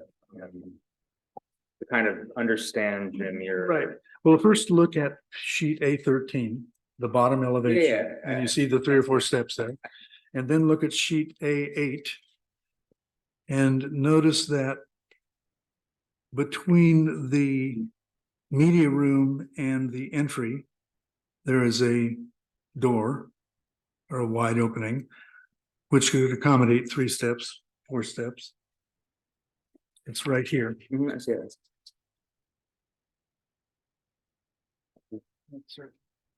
Yeah. 3 steps right there, lower this 3 feet. Have to be more than 3 steps, that'd be 5. But Yeah, so I visited 102 today and 99 and I went inside 102 and I could understand and that's why I was trying to understand your suggestion, Jim, because when you enter the existing home for a family with young children, the up and down, the sunken areas I can see why they want to change it. And I think that's something to consider, kind of the motivation. I'm not sure if the motivation is to expand the view by lifting the floor. let's be honest here. Getting a better view is always a goal. And every architect I know. Did you go in the house though? I did, and I apologize for not being there with the owner, but I went and I came to the front door. The maid or housekeeper answered. I asked her to call you, see if it was all right if I just walked through the entryway and into the backyard. I talked to you at the time. You said it was okay. I'm just You said it was okay, and so I did exactly that. I was there a total of 5 minutes, and most of it was in the backyard. I was inside the house, I would guess a minute. All right. I apologize for not being there when you were there. So we bring it back to the discussion is it, partial thing is it's probably your fault for writing the guidelines. It's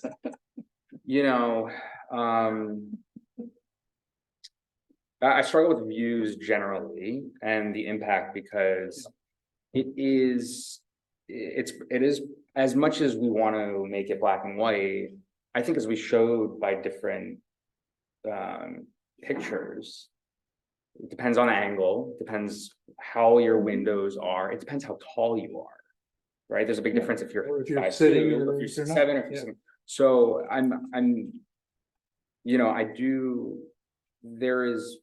there is impact from 99 from certain places, and the question is what can be done about that given the proposal.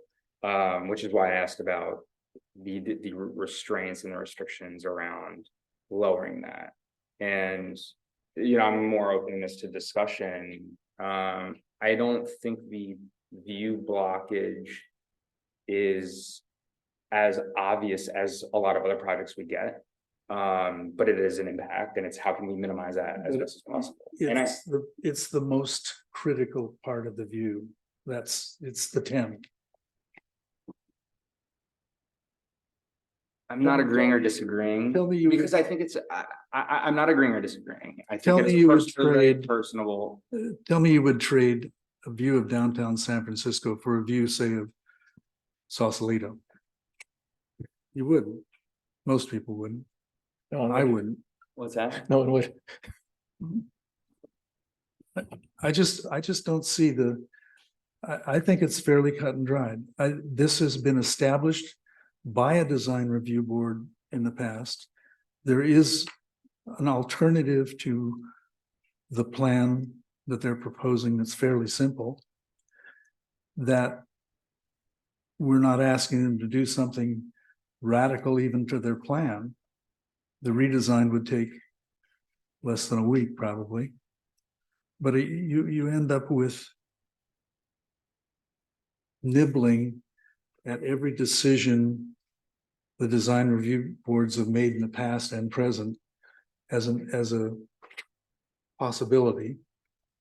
If you approve something like this, this one was harder than a normal one. It went to court. There was a view value there. That's another thing about views. Not all parts of the view are equally valuable. So you can take the downtown San Francisco view and the Golden Gate view as a 10, just multiply that by about $25,000 per point. So they're worth $250,000 each. At the least, they're worth that much. Yeah, so where I'm at on this, I mean, first of all, I just want to address one of the elephants in the room, which is, you know, the nature of a board member that's also a neighbor. And I want to say that, like, having been on the board for many years, it's almost impossible not to be in a situation on a regular basis in this town. That's such a small town. We've had architects that have been on the board and have had to go to the other side of the thing to present an application. We've had, you know, in some cases, I've had very close friends that have been applicants, very close friends that have been angry neighbors. Luckily, they're all still very close friends because I wasn't always in, you know, in seeing what they saw.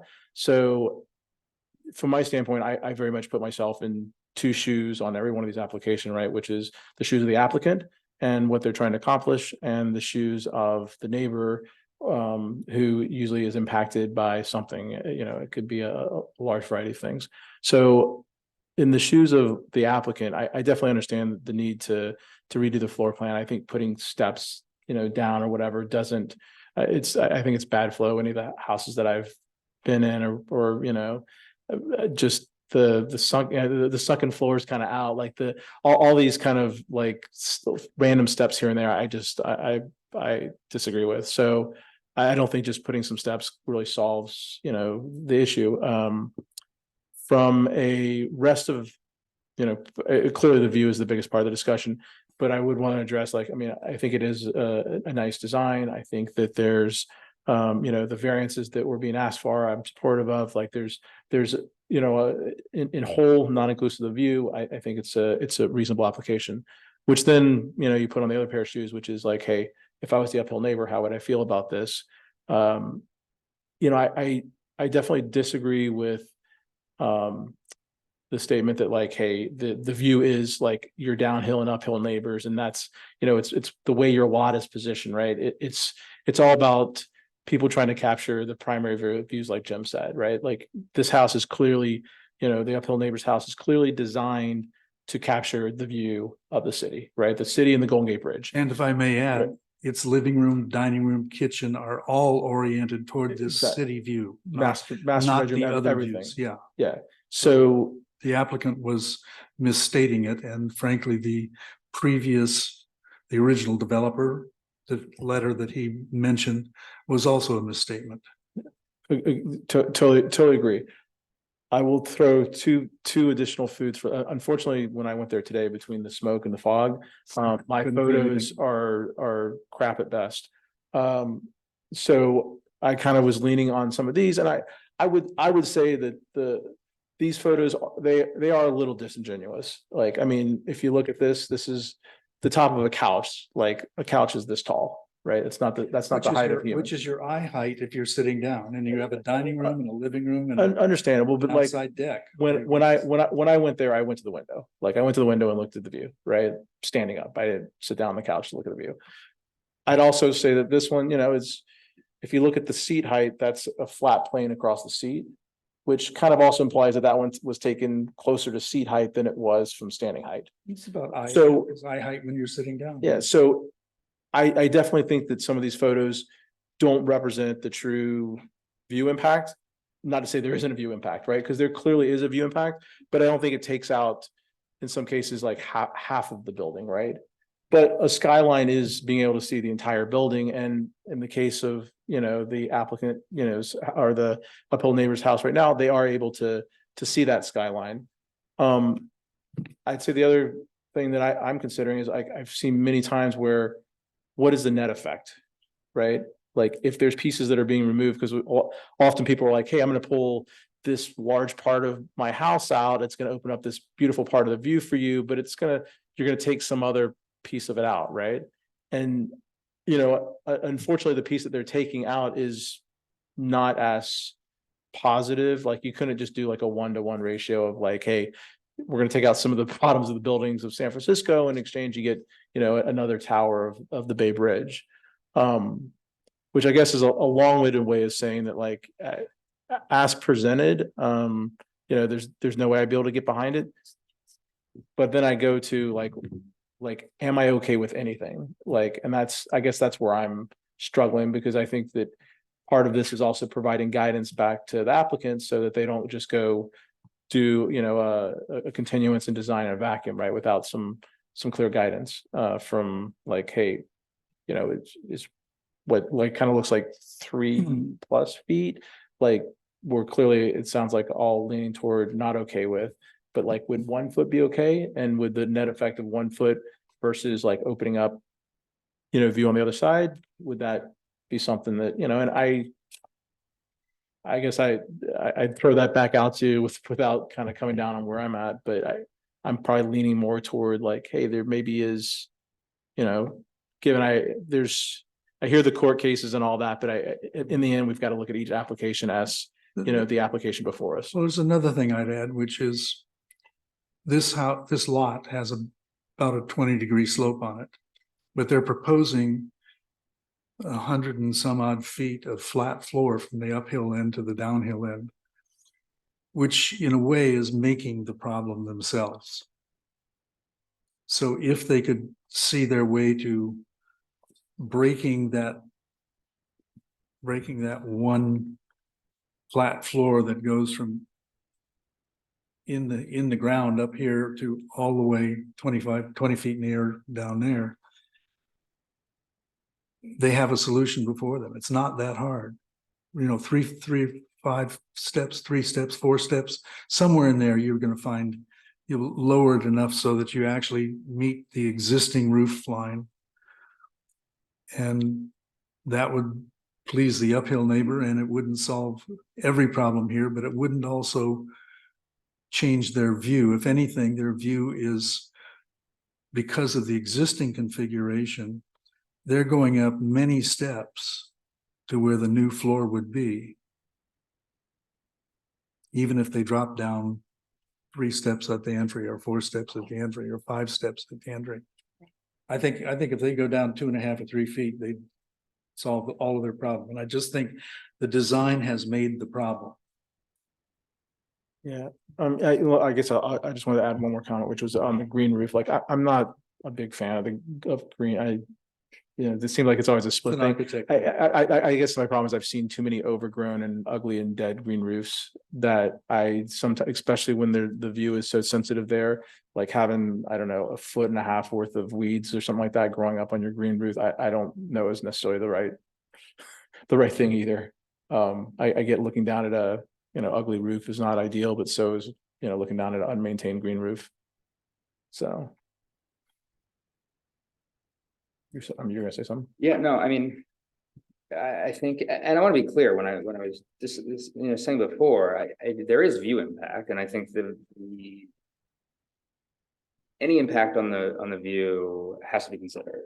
But I think you just more eloquently said it than me. That's what I get for you being on for 15 years. I go back to my first question. It's like, what are the options to lower it, and how comfortable are we? Which you asked Yeah. questions before, and lowering it, you could lower a foot of the ceiling if you wanted to. Yeah. But you can do both. You could maybe go 2 or 3 steps and a foot off the ceiling. Yeah, I don't disagree. I wouldn't prescribe saying, hey, like, do the steps and not lower the ceiling. I think we could give that, but when you have a higher ceiling and presumably the windows go higher, you're getting more sky view, but that's all you get. It's not comparable. The sky view is not comparable to the city view or the Golden Gate view or even the Sausalito views.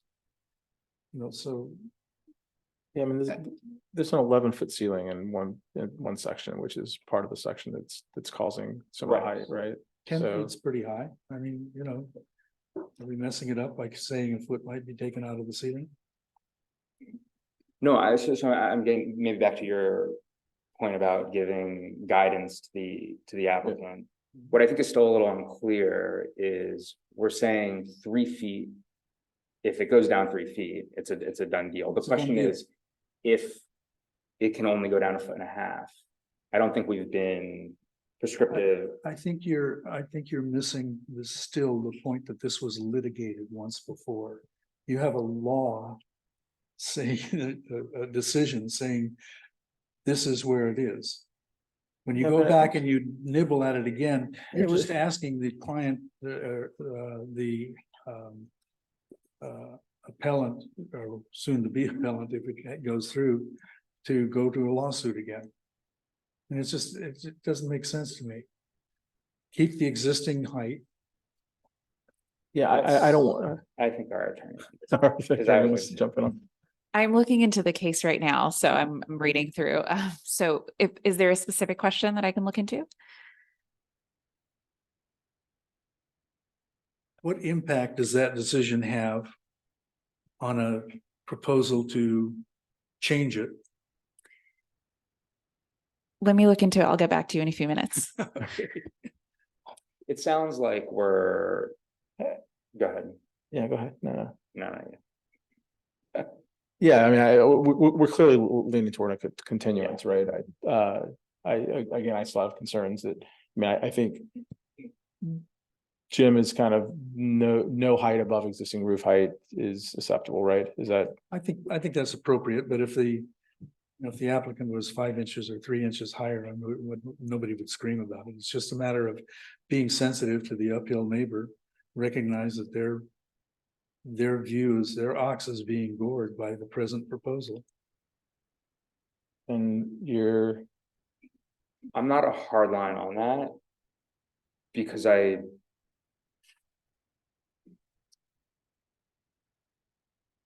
it seems like it could come down.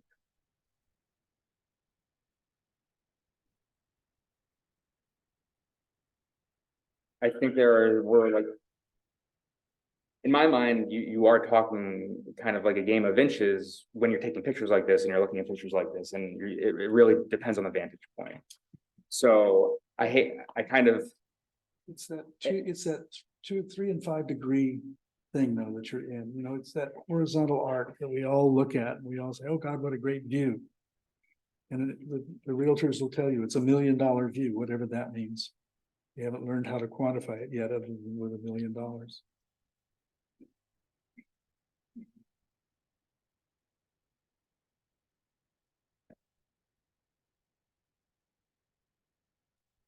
I don't have a specific. I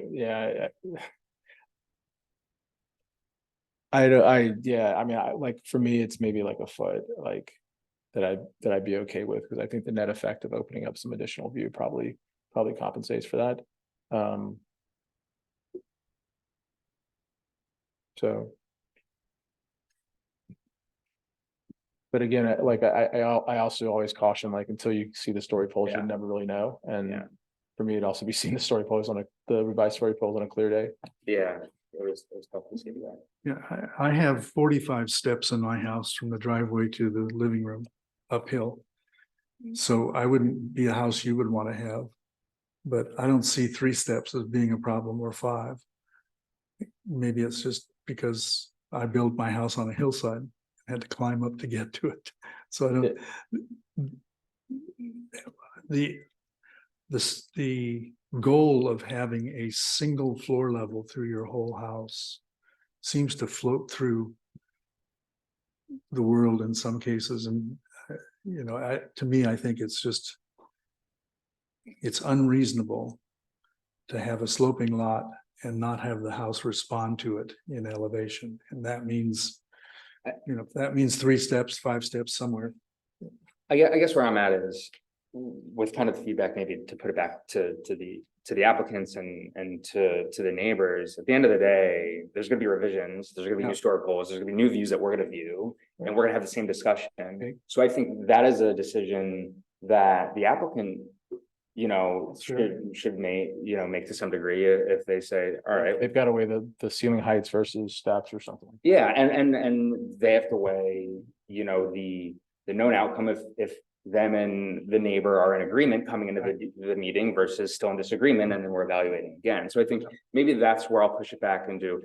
But what I wanted to say is that a good scenario is for the neighbor and the applicant to get together, review the story polls again, have a discussion, go through revisions together, so they come back in unity. We know that doesn't happen all the time, but then we're gonna have to reevaluate. I think if the applicant and the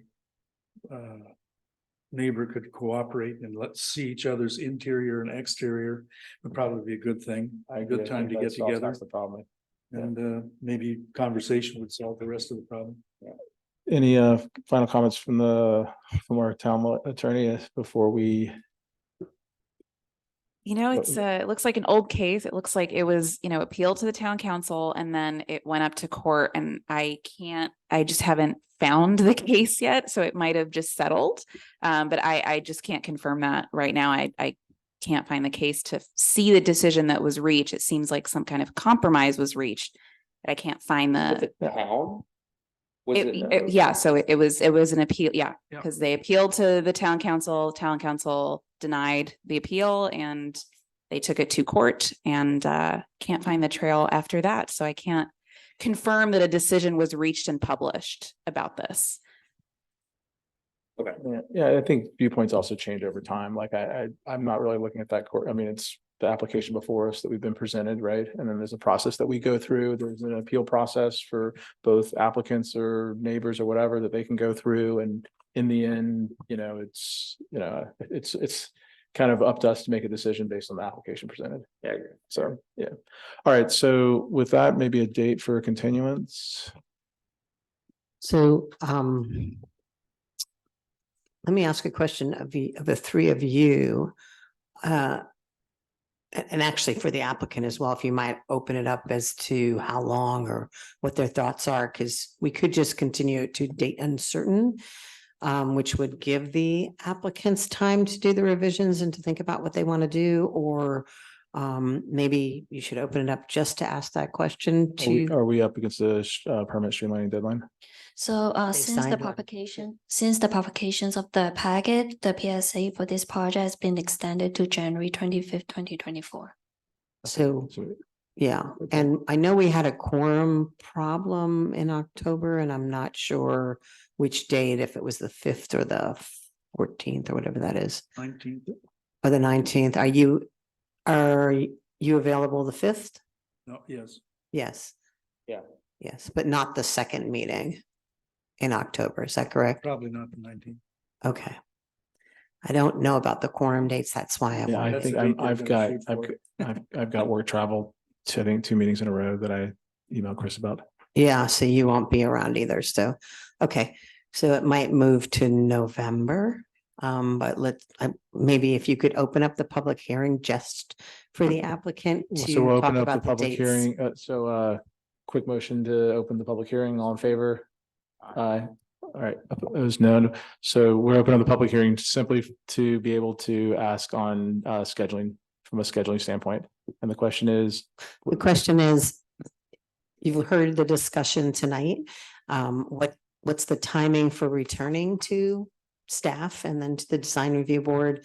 And is it more reasonable to think of it being a November date? I think contingent on our ability to see the story poles from this very important vantage point that it sounds like the board itself was able to see. And I some assurance of having access for that, especially in light of the photography that's been produced to date, would be appreciated. But if we had an assurance of that in short order, then that date works for us. yeah, I mean, we unfortunately we I can't ensure yeah, that. we can't ensure that you get it So- to someone else's house. It's kind of up to them. Well, then how- in that yeah. case, if the board understands the handicap we're under with the design work that we're doing, when we resubmit. So You would take that into consideration, I guess, is my point.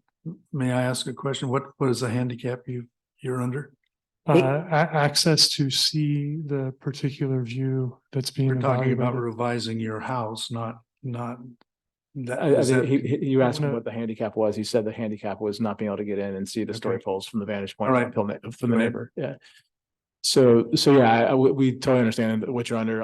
Obviously the design review board would be able to get out and visit and see, and hopefully the uphill neighbor at 99 would be gracious enough to let you in to see the vantage point from there. But again, it's out of our control. All right, is the board able to take photos during their visits and share them with the applicant for our preparation of the resubmittal?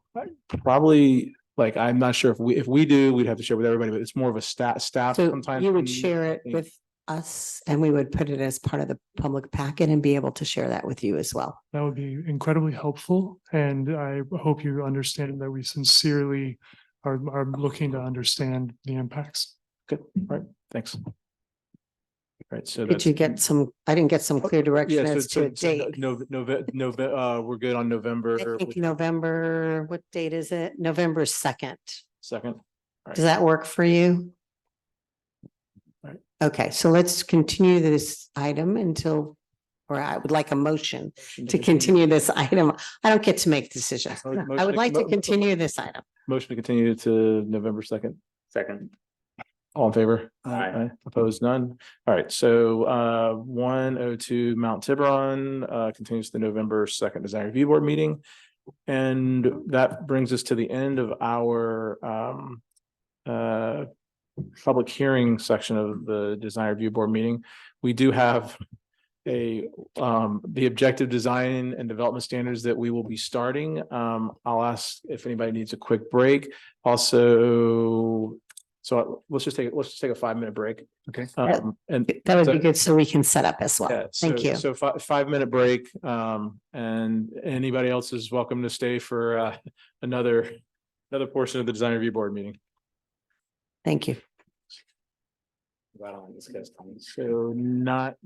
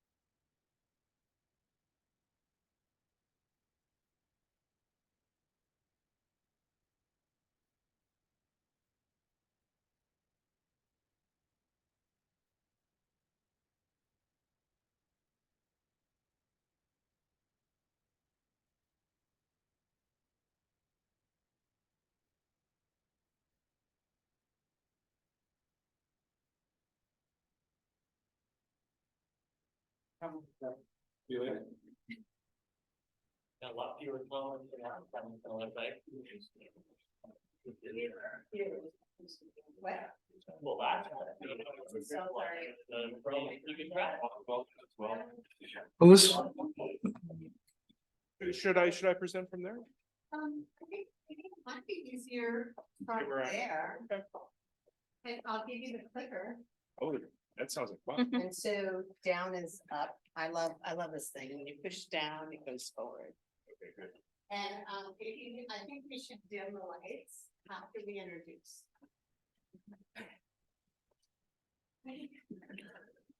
All right, we are back.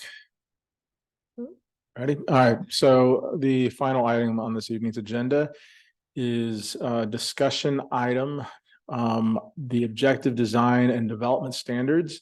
And just as a backdrop for anybody who was not at the August 10th meeting, we met as a design review board to provide input to the preparation of the objective design standards. We had two consultants that will introduce themselves here shortly to walk us through the process of getting our feedback with the understanding that they were going to come back today to present kind of based on what we provided and some of their additional thoughts and designs. So if we could maybe have yourself introduce yourself, we'll go through the agenda.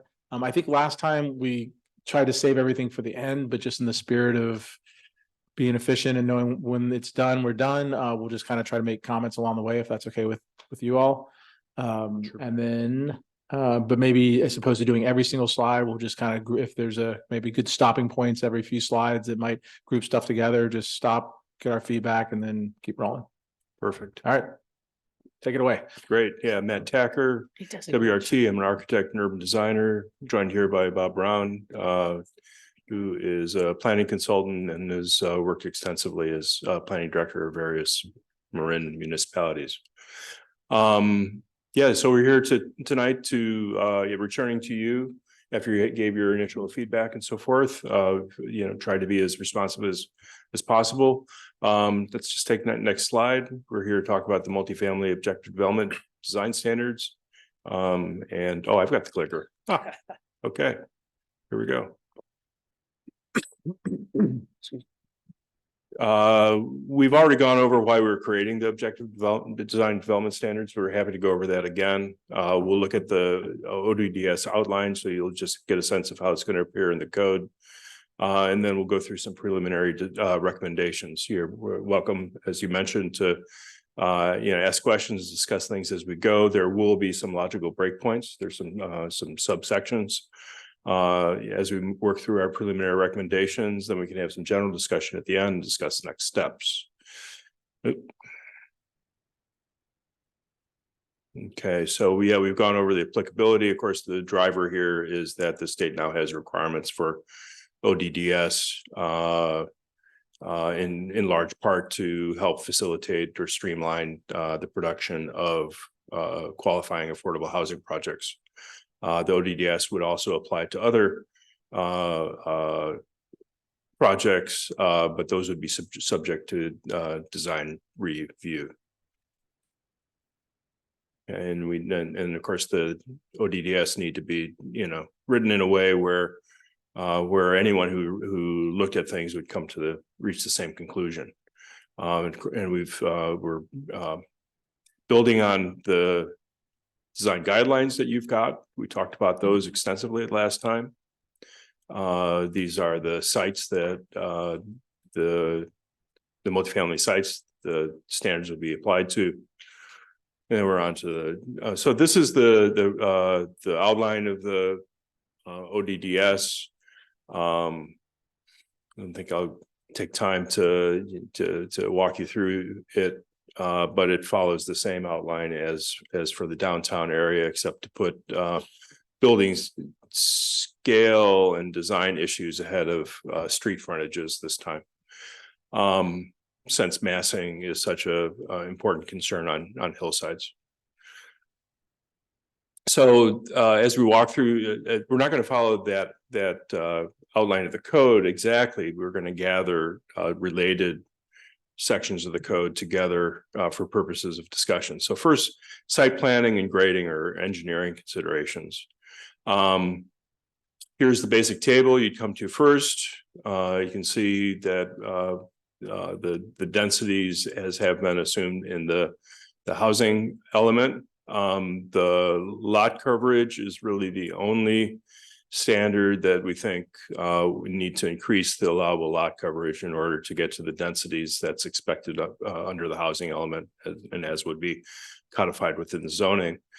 And then on the bottom, you can see that there is a theoretical or calculated average unit size, which is to take the lot size using the FAR, and then also checking it against the lot coverage, seeing what you can get up to in terms of overall building area, and then seeing what that density is, backing out a little 20% for circulation. So we're talking about unit sizes that under the R3 would be roughly 1,300 square feet maximum, and under the R4 around 1,100 square feet maximum.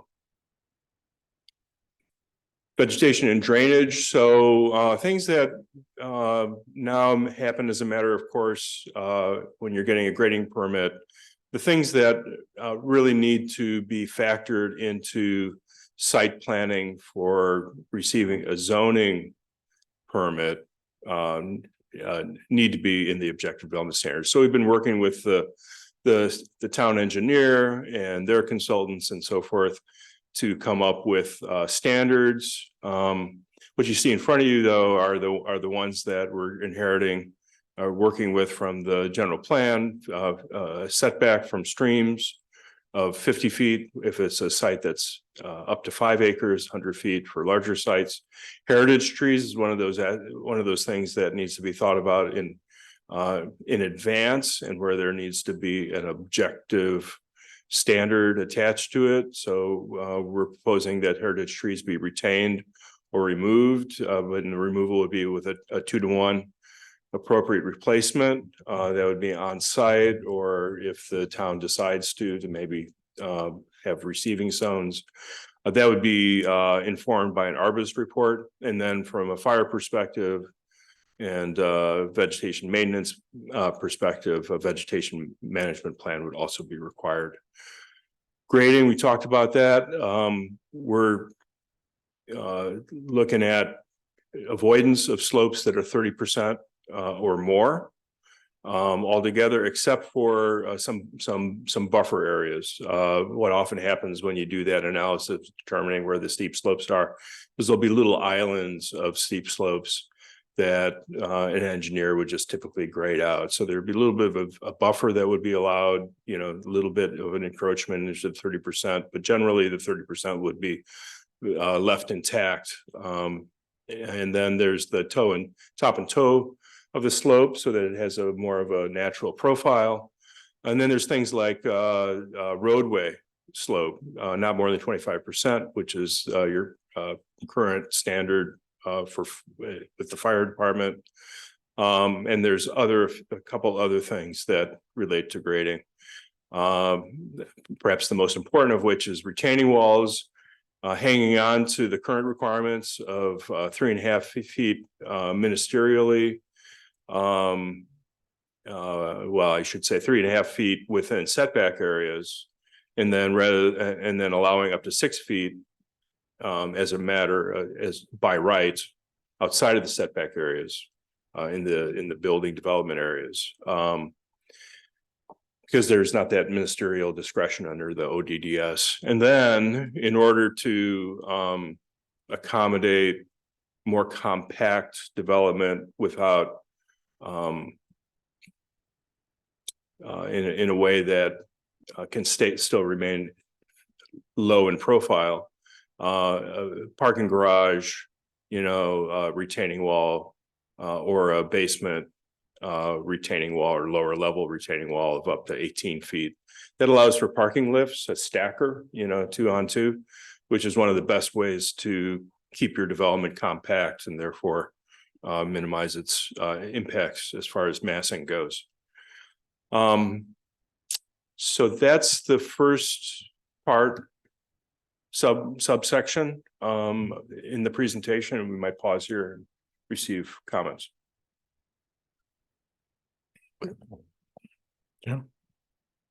Does that 18-foot, I'm not quite sure where that goes. Is that under the building? It's under the building. It would be, that's right. It's either under the building, or if there happened to be a parking structure that extended beyond the building, it would also pertain to that. But typically it's not an 18-foot on the downhill side then, so it's cut into the No, in hillside. fact, it's Yeah. into the hill. Yeah, and that's its purpose is really to make it as easy to push into the hill as possible. And that's the one area you'll see later in the presentation that we're actually making some of the setbacks more restrictive, or proposing that they be more restrictive. Which makes it more challenging to get up to the densities that we need to, but being able to cut into the slope in this manner is one of the ways where we can make the development more feasible. The only question I had was on the lot coverage, the 40 to 50%. Just kind of wondering where the 50 number came from. Is it based on other similar towns? Actually, it's what you end up when you apply the FAR for that same section. Ah. So we applied the FAR, and then we realized that the lot coverage wasn't going to allow, assuming two floors, that the lot coverage wasn't going to allow the developer to get up to the FAR that is proposed. And you can see that the FAR is a good fit because you end up with an average unit size of about 1,100 square feet. It's not over generous. Yep. The FAR is about right. Sounds kind of familiar. Yeah. Of what we've done in the past. All right, cool, thanks. Yeah. Okay. We can always come back. Building envelope and scale. This is perhaps the most important, or the area that will be of greatest concern. Okay, right off the top, 35 feet as measured from existing slope. And we looked at it. We'll show you some cross sections, some representative cross sections in a few slides. But after slicing and dicing it and thinking about, midpoint of the roof slope and all sorts of other ways of measuring it and so forth, we've just decided that the easiest thing to administer and get the right result is 35 feet. So increasing it by 5 feet, but keeping the 2 stories. It's really driven by the fact that with single family homes, the width of your building is less than with a multifamily home, and with increasing building width or depth, that just means that in that width, you're just going to have that much more slope, that much more fall as far as the slope goes. And then that becomes really challenging because of the way that the building height is measured.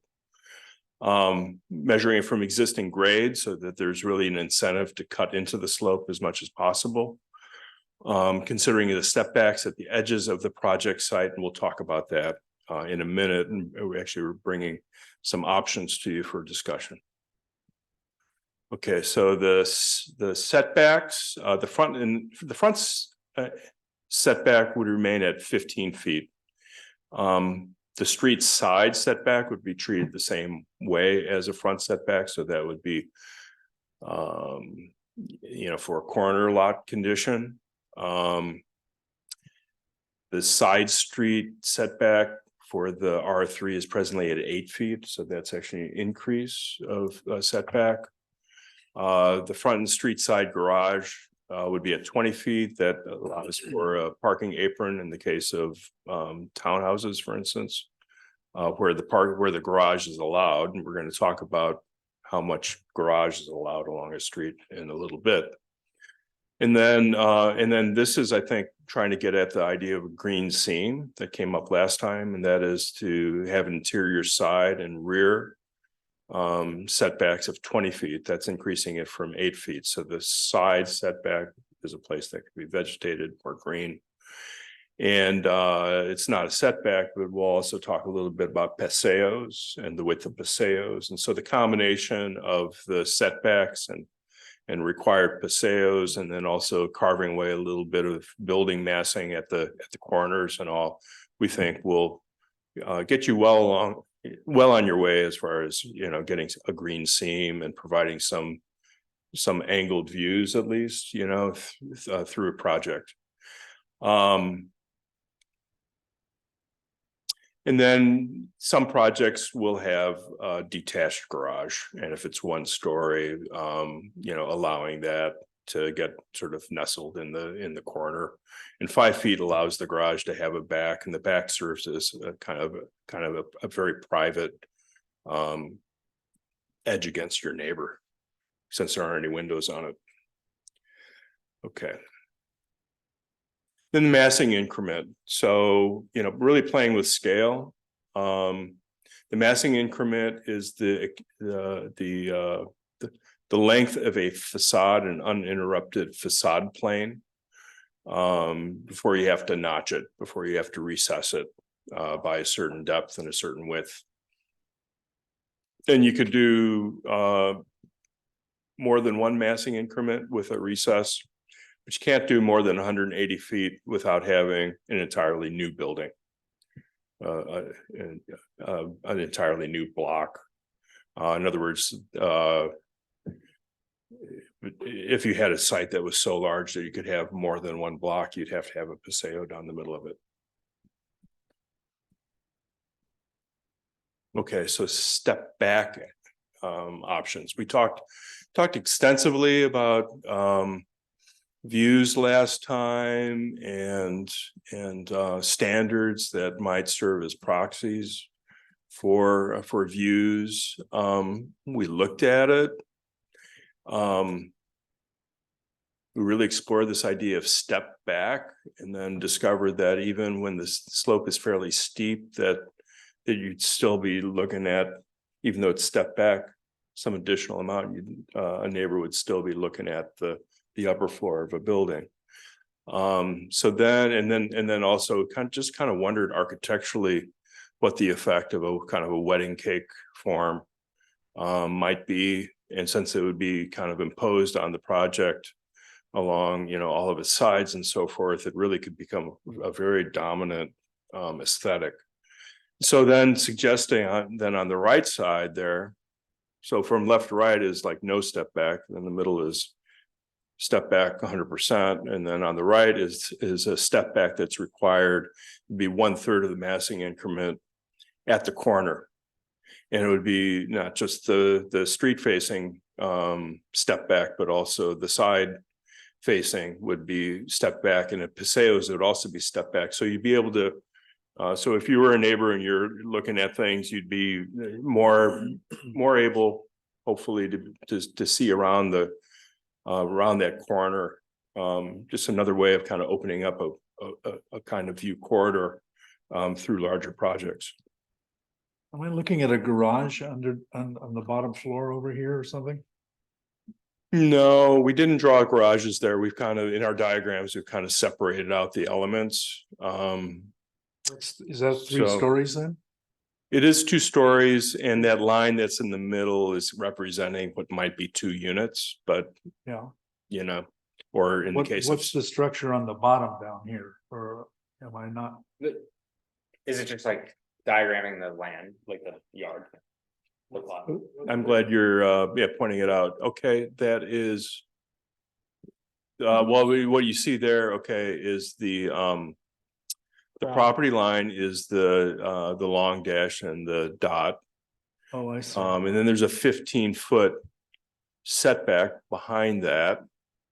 And then in front of that, really probably could, oh, thank you. Technology, it's great when it works. And then this would be the zone where there'd be a sidewalk. It's just a ground.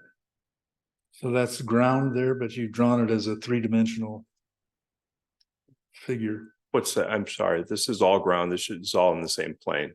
And if you're seeing some line, maybe some lines are confusing. Yeah, Jim, Oh, it's just that is it's the just they thickness. That is the yeah, thick- they drew a few that feet is with the dirt. that is the thickness. Yes, that is the that's right. And on the third one, you said 1/3. is it 25% or like, what's the, where did you get the 13? 25%, I'm Okay. sorry. Yeah, 25%. Yep. Are these asking for, are you still debating options or what? Yeah, we are debating options. I'm wondering, let me just see what's the next slide. Well, and then we get into the cross section. So we could keep going and then kind of backtrack to that slide because we are very interested in hearing your So, reaction to that. How do you get movement in the facade? Because you're drawing all of these as though they're all going to be built in a row. That's not the idea of stepping. You want to step the elements with that stairwell or whatever you had between them. You want to step them horizontally forward and backward as well as vertically if you can. Right. Well, there's also allowable projections. So what you don't see here is you don't see a bay window or a balcony. I don't think we wouldn't have really deep balconies, but we'd have Juliet's. We have 2-foot bay windows or 2-foot Juliet balconies projecting forward, so there'd be more in and out. And perhaps we could come back with we could illustrate that in the code. And just asking to you, which one do you like better, B or C? Between the two. Well, I was gonna ask. What's that? Yeah, I was wondering just opinions on like B versus C. I mean, obviously, no step back doesn't really. I mean, it's kind of. Well, I was gonna ask a question. B raises a point that then you're kind of enforcing a style that you'll see. Because that also happens with C too, to some degree. Like, yeah, you can go away with it. Yeah. Well, yeah. I mean, architects like to organize things vertically as well as horizontally. Even with the where when it's with B, it's really forcing a very horizontal organization. Yeah. I don't think you need that. I think you can allow 2 and why are we limited to 2 stories here? Or are you saying that it's not practical to go 3? 2 stories. 2 stories is what the 35 feet is what allows a sloped roof. And I can show you this cross section. Well, your sloped roof is a gable roof though. What about a sloped roof with shed roof following the slope? We'll take a look at it. Okay. Yeah, we'll take a look at it. We'll see how it plays out. You'll see that that it becomes pretty shallow, even when you do that. Okay. We can come back to this. Okay. All right. So then the green seams I mentioned is the setback, mentioned the paseo 25 feet. That's front to front. There might be a paseo where one front faces the side of a building. So where there's because it's a building side, just a little more privacy. You don't need as much dimension in order to get the privacy. And then the green court. So when a paseo meets a street, to widen it even further. So we'd be widening the paseo into a green court where it touches the perimeter. And then what was suggested in the setback, number C, is then not only would you widen the green court, but then the building would also step back at the corner. So there'd be just a kind of like call it an erosion of the corners of the blocks, which then would allow some diagonal views, the greater potential for diagonal views across the site. And then this is just one design solution. This kind of gives you a sense of what a 15% slope looks like. This is a 4 and 12 roof slope. And then what you see is the 35 foot. And, previously we diagrammed this with the 30 foot and, it was cutting through, it's cutting through this guy. There's no reason why you couldn't put another unit here. And you don't have to have. Jim, you may need to speak to the mic. You can take that mic if you really want to speak to the. Okay, there's no reason why you couldn't add a 3rd story on the uphill side there, because what you're trying to do is to get the density of as high as you can.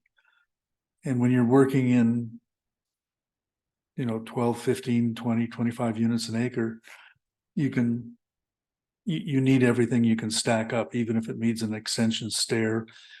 And you use the roof of the other one for a deck for the upper unit or something and rent it for more or sell it for more. So I would consider flat roofs as your profile, or shed roofs following the slope, rather than gable roofs following the slope, which is a limiting factor on your uphill side on the back. Yeah, or diagram it both ways so that the decision makers can If you want understand to, it. sure. And having those options is worthwhile. But that would add height, that would add to the maximum height allowable. It would put you allowing the maximum height, not at the gable, but at the top of the upper unit. Of the Right. corner, the top. Right in there. So it'd be like a Leading 2.5 Yeah. story height limit. So it'd be you know, a if you can make it three-story fit. height on the uphill side. Yeah, At 35 feet still. At 35 feet, yeah. And if, we do have to be sensitive to the neighbor that's uphill. of course, yeah. Right. So. But you're gonna be staggering these things anyhow. Remember, we were trying to get them clustered in groups. So if you have an oblique view and you've kept that with the neighbor, doesn't necessarily mean you can't put something else in that system. Yeah. After all of the neighbors on the uphill side will have lesser views than those on the downhill side. Assuming this is a double loaded corridor in the middle of these things. That's what it is, yes. Yeah, and you can see, there's some, I'm gonna call it gymnastics. There's some finessing because of the slopes. You wouldn't want to have a blank garage face and openings, say, No. Facing into the Paseo. So there's this little unit sort of extends Sure. Towards it. Might be a studio unit. Yeah, I think it works, but it is evidence of how slope complicates this desire to have open spaces and streets lined by building fronts, active spaces. And how you just, the 18-foot retaining wall plays a really important role. I'll point that out also. In finessing it. So you're assuming all of these are going to be garaged, elevated? Well, no, not garages? assuming everything. No, not at all. You'll see in a few slides, you'll see a diagram of a townhouse, an alley fed townhouse arrangement. And then we've also diagrammed, let's just get to the diagrams instead of using words. Here we are, Chandler's Gate. This is in Tiburon, on Ned's Way, I think, is the name of it. And it's it's very, I think, intelligent scheme. This is the garage, this faces the street. The profile, this garage only takes up about a third of the whole street face. And so that might serve as a kind of a guide in terms of how we might want to limit the amount of garage facing a street. And then you go right into a structured parking, which then is positioned below this courtyard space. So if we go to the next, you can see the parking below. It actually scales exactly right. The way the blue dashed lines are, that's a 65 foot parking bay there. And then you can see the cross section that roughly depicts what you see in the aerial. The uphill condition. This is the average slope across the whole thing. And then this is the parking garage, and then above it, this is concrete. So it's typically called a podium. So it's a podium, it's a courtyard on the podium. And then These units you enter on the lower floor and go upstairs. These units you enter on the upper floor and you go downstairs. Those are larger units, aren't they? I think they're up around. They're pretty, well, you can see their 2,500 or their so. footprints their footprints are extensive. And I've estimated, we used Marin maps. Estimate that this is coming in at about 14 dwelling units per acre. And remember that our housing element maximum zoning is 25. Thank you. That's the highest. That's the R4. And what are the height of those, I think? This is an example of it being, this is right at the 30, because you've got, these are measured, these are scaled at 10 feet. This is roughly another 5 feet, right? And then this is up, and then you'd be measuring it from here. So it's really tight at 30. This was built under the existing zoning ordinance. So It's right next to it. okay, and then this is the project that we looked at briefly last time. This is in Mill Valley. And it's on a much steeper slope, and when you're driving north on 101, check it out.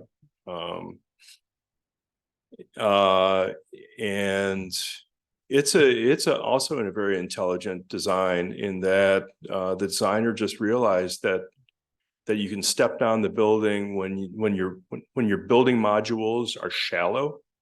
You can step down the building in smaller increments. You can hug the slope a lot more easily.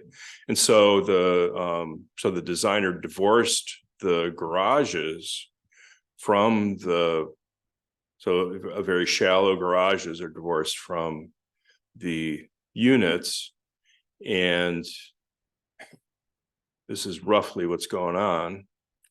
This is the uppermost road is depicted here. And then you come down, there's 1-story garages. Then there's this, I'm not even going to call it a driveway. I'll call it a mews. There's a kind of paver. There's a drive with pavers. And since there's so few units that are using those garages, it really can serve as play space. And then there's some landscaping, and then there's a set of units where you're stepping up, and then there's a set of units where you're stepping down, so that as if you're a pedestrian or a motorist up on this upper street, you can actually see across the top of that lower unit, and then the pattern repeats. And then here it is in plan view. Again, that road, a little bit of landscaping, garage, that articulated drive or mews, and then the units, and they go down. And then now let's take a look. We'll look at let's see here. Sorry, I thought that I had I thought I had a slide in there of that driveway. I hope you can remember it from last time. It's really quite done very nicely. So we learned from this. For one thing, we kind of learned that in some cases, when the slope is super steep, maybe a totally appropriate way to edge the street is with a landscape setback, since you're not even aware that the garage would be there anyway, and that would allow a view across the site. So then we get into street frontages, and last time we also looked at, Red Hill Circle. These are townhouses or kind of duplexes attached on the side, and talked a little bit about, just how the building sort of falls off. The slope is so steep that the building falls off, and that you're kind of left with figuring out that the garage almost has to be at the same level as the street and the garage door. And that how this is one of the more successful solutions along it, where they're actually able to create a kind of a porch element And that's roughly a third of that entire unit's, the porch element is roughly a third of the entire unit. But that would only be appropriate really where the slopes are really steep, because where the slopes are flat, the desired condition would be to have as much active active space and trees and living space along the street as possible. And so using 15% slope as a kind of break point, you know, if it's flatter than 15%, really no garages along the building front facing, except for entrances to shared garages, such as that Ned's Way project we looked at. And this assumes use of alleys and below grade garages. I think it's an aggressive standard, you know, in that it really forces the developer to do some things that I think are really good for the public realm, but that they might not do as a matter of course if the standard wasn't in place. And then the 15% standard is based on that cross section you just saw, and then this is the townhouse cross section where where you can see a 15% slope is, you know, it works, but it starts to get pretty tight, you know, in this alley. There's a garage that's on the upper level, and then it's on the lower level here, and you're stepping up the side, and you're still having to put some steps in, kind of raise the first floor and be down a few feet on the top to make the whole thing work. So I think 15% is a pretty reasonable break point as far as the standards go. And then when it's over 15%, allowing the garage, Matt, 50% of the garage. Board Member Jim Can I- has a can I question. just make a comment here? Sure. I think that's a fine idea, and I like the 15% break. But I'm more and more disconcerted by the fact that you're drawing every one of these roofs with a gable attic. Okay. You need to start thinking the way people who do affordable housing think, which is you don't have attics. You have either flat roofs or slope roofs or something, but you use all of that space inside the building. So people will get a sense of, you know, there's a shell around that building, and you can have a gable roof if you want to, but that means you have a vaulted ceiling. Okay. It'll make your diagram stronger and more Appreciate that. suggestive. Yeah, Okay. good feedback. My question to that, I get the logic behind. Yeah. You're building affordable housing. Yeah. You have flat roofs, you can have 3 stories, but is that in kind of opposition to the idea that we're trying to have these blend into? No, I'm just saying, when you do a shed roof like that, you have a roof shape like that. When you do a gable roof like this, you have a gable vaulted ceiling. When you do a flat roof, you have a flat ceiling. In other words, when you're doing affordable housing, you're saving materials. And one of the things you don't do is you don't build either more wall, higher ceilings, because higher ceilings are 2 feet more of space all the way around that you've got to build. You'll build with 8-foot ceilings rather than 10-foot ceilings in most of these. But if you come to a slope ceiling, that gives you a more interesting ceiling, or a vaulted ceiling if you can get away with it, if you have it within the height limit. So it's a matter of saving material on your buildings. I mean, if you think of it in terms of a high-rise building, every floor is flat. You No, don't I get any understand the vaulted ceiling. logic from the developer standpoint. Yeah. But in terms of creating guidelines, you know, one of the things we wanted to translate over was blending into the community that we discussed Sure. last time. But this is just using the interior volume efficiently, and you want to suggest that to your developer who might not think about it, or he might say, oh, they want a vaulted, they want an attic in these buildings. I'm just suggesting that that's not what we want. We want the buildings to be dynamic on the inside as well as the outside. And if they're going to put a slope ceiling in there, do what they did here.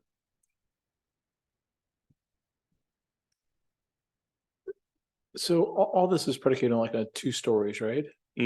Yes. So I guess in the end, they're gonna build as cheap as they can, as much as they can, you know, within that 2 stories. It's not like by putting in a flat roof, they necessarily get to build 3 stories to They might. 35 feet, right? They might. No, well, that's my whole point. Well, our approach was to show the sloped roof because it's the more challenging to attain within the building height. It wasn't to say that everything should be sloped, but it was just to say, and I think it also is, honestly, in terms of communicating to a public audience, I think most people would think it's just a friendlier scheme. I don't know that we would require that people use sloped roofs, but we're it not definitely saying has that more at all. traditional look. It has more traditional look. I'm just saying that an attic in a house doesn't exist anymore for the most part. Yeah, well, Are you? yeah, okay. Sorry, just to clarify, right now, the proposal is 35 feet to 2 stories. 2 stories, But it that's can be right, 3, and can't 35 it? feet allows you to have a sloped roof, which 35 I think feet. in some settings, a sloped roof from an aesthetic standpoint might be desirable, which I believe is the point you're And making. Doesn't that mean you can have 3 stories if you want to? 35 feet? No, I think That is not the, you've suggested it, but that would be a departure from the existing standard. I think what we're, maybe correct me if I'm wrong, but what I was saying was. I get your logic makes sense, but that would then say. You could build up to 3 floors and 35-foot max, which means.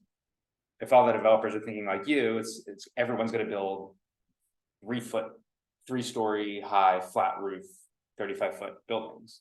But we're saying keep it at 2 stories. And the reason the reason for bumping it to 35 was simply so we can hide more parking underground, right? Hide the parking, and if a developer wanted to have an aesthetic that included a sloped roof. Yeah. Not required, but if they wanted to include it, at least They could. the standard wouldn't get in the way of that. So with the current proposal. If they go the economical development, it'd still be 2 floors. It's not achieving what you're suggesting. Yeah, I sort of look at it more from an efficiency standpoint. I'd rather see 3 stories with a higher density housing clustered more tightly together than just building 2 stories over everything. So you've got to build more footprint, if you will, over the hillside. I think on a hillside, there are times when 35 feet doesn't mean anything. It means that you're on a hillside and you're gonna have 2 stories on the downhill side, but on the uphill side, you could step up into that 3rd story the way we had that other diagram where I was suggesting another floor on the uphill side of the units. That gives the texture of the building mass much more interest than just everything has to be 2 stories, in which case it's all going to be 2 stories and we're going to cover the whole site 2 stories. I'd rather see some 3 stories in there and less building footprint on the ground. Right. I mean, I will note that a mezzanine space, a space that's up to 1/3 of the unit's footprint could become a de facto 3rd story, Okay. And I just don't wanna stop the that's conversation. just a careful reading of the building. Yeah. Oh, yeah, I think our recommendation is going to remain to stay with 2 stories. I think that there's a community expectation to stay with 2 stories, and I think that's attainable. You can attain the densities using the 2 stories, but your point is well taken. And it'll be included in the comments that we forward to the planning commission. So then when you get to the slopes of 20%, then you get this opportunity where if you have a deeper setback, say 30 feet, you can actually look out over a 1-story garage with a sloped roof. And therefore that might be a perfectly appropriate design solution. And thinking of like the parcel along Paradise where it really slopes off and where really you're going to want to be maintaining the view of the bay. Where we're hoping that the developer would do it that way. Okay, building scale and design. So yeah, limit, so there's many standards that where we're just going to be able to make the guidelines objective. So limiting projecting decks, the depth of the deck on the upper story would be limited. Limiting the eaves so that, we're talking about, a foot, 1 foot eave as opposed to really deep eaves on the downslope side. The principal roof parallels the slope. So at least 50% of the roof slope, is parallel to the slope. And limit the height of the downslope gables. So yeah, not gabling it towards the downslope in the downslope direction, so that the apparent height of the building isn't as great. I hate to keep interrupting, but you need to add a provision there for trellises on the downhill side, particularly facing if they're necessary for sun protection on the southeast and west.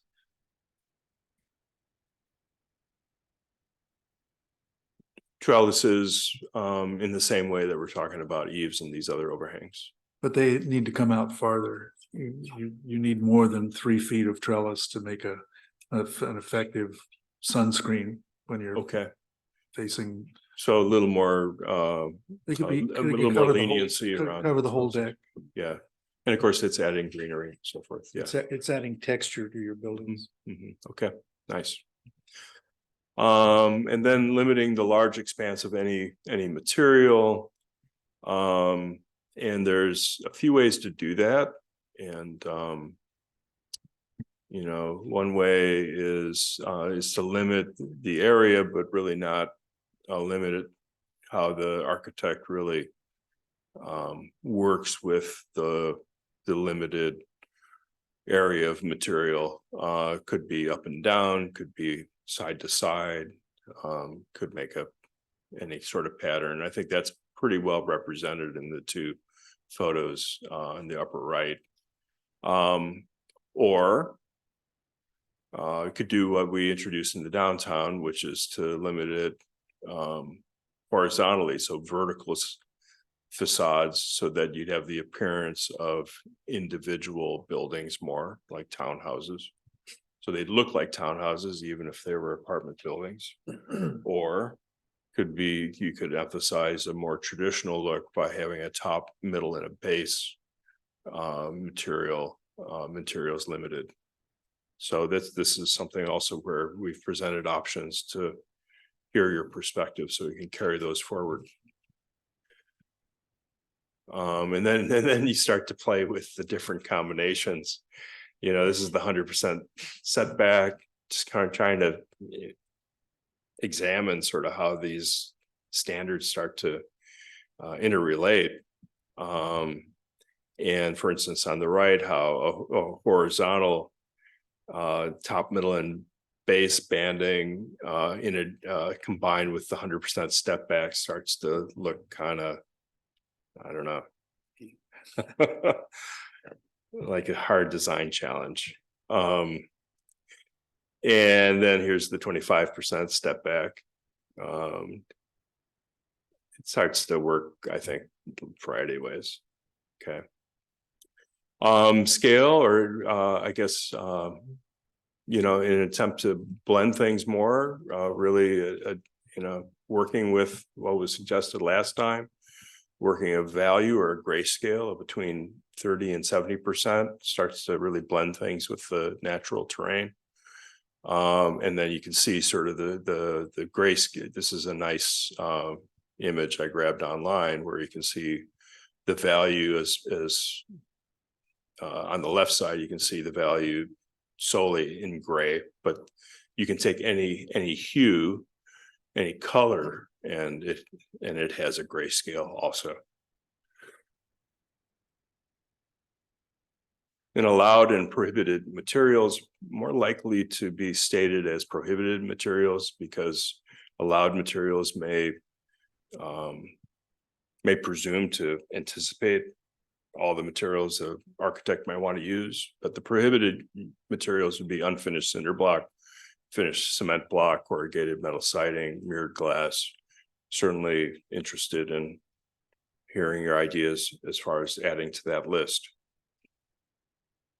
Okay.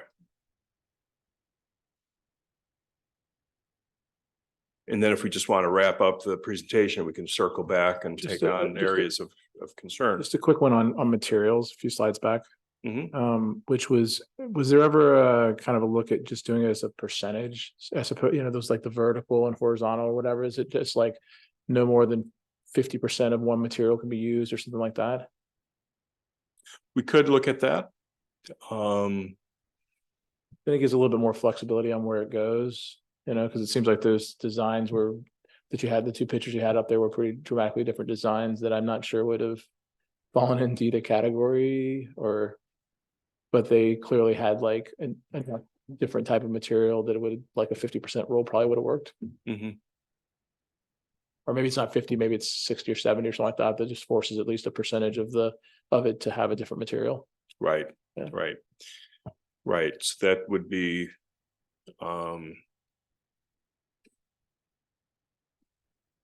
back. that would be if more. we just look at this Yeah, one, it'd be this it'd be the one on the left, but maybe not. What you see there is a very small area in terms of limiting it, and you're suggesting something maybe more up to 40%. Maybe up to 40% of any one material, and then you're really forced to have a third material to boot. Yeah. Yeah. Okay. Yeah. Interesting. Okay. Yeah, and then there's just a few slides here, and we can circle back and have discussion, the open space and other improvements. And, staying with the established standards, the per unit standards, but as we did with the downtown, allowing some part of that to be applied towards community and shared semi-private open space. Semi-private open space would be a courtyard that's behind a gate. And there's that's the table of the standards there. I think roof decks might also, be allowed. So you're still getting you're still getting the open space, just that some of it is shared. Types of open space will have standards that'll talk about the appropriate dimensions of things, paseos and green courts, but also lanes and alleys. Lanes are essentially private streets, which we have to get into because of the size of some of the sites. Might require private streets. And there's shared open space, community gardens, roof terraces, play areas, community rooms, private open space. Some, every unit would have some private open space. So there. And then landscape standards, we'll be looking at materials, and we'll be getting into fences and walls to a greater degree than we did in the downtown area. Parking to give some flexibility, the tandem parking lifts, and tandem parking, end-to-end parking for the same unit. And then lifts, the stackers, 2-level stackers would be permitted.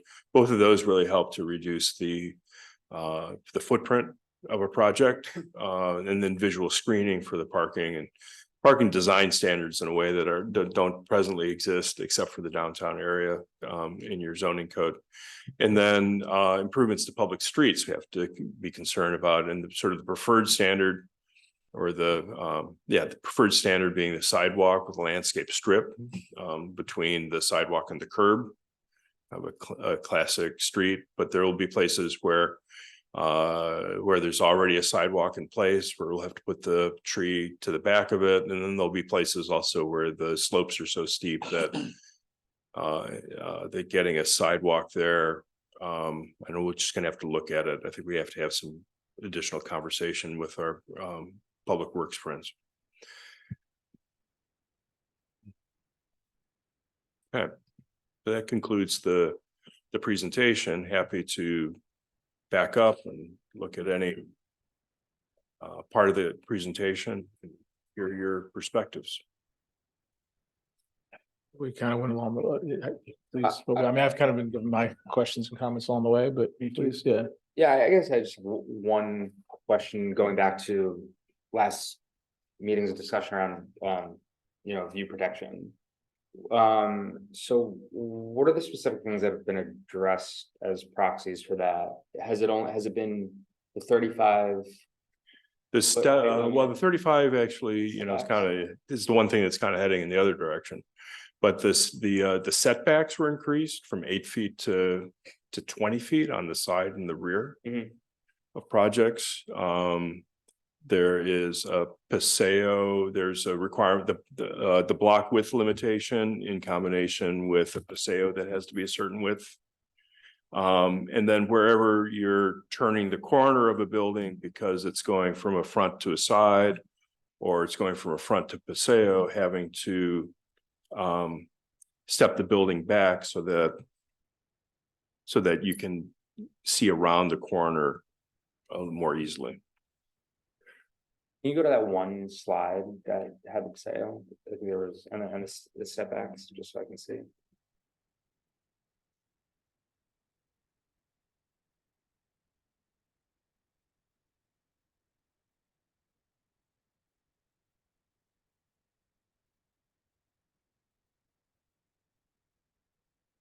You tell me when you see the one that you're thinking of. I think it was that one, right? The next one, yeah. The one Is this one you're talking about? Well, what you see here is, yes, you see the step back on the sides and you see the increase. I mean, here's an interior side or a rear. And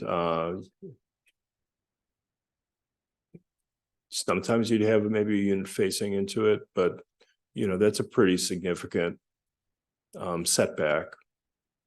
And then there's a step back in addition to it. This could be along 100% of the face.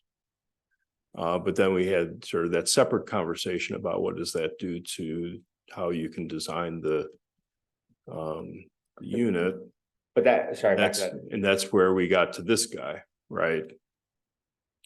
So it'd be a 20-foot side setback, and then you'd be carving away the top of it.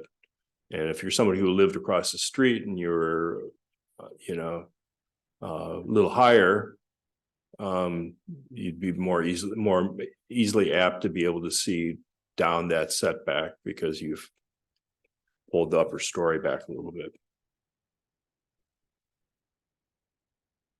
It's working around the edges, we did look at, for instance, I did look at like, what if you limited the uphill part of the site to just one story for a certain depth and so forth.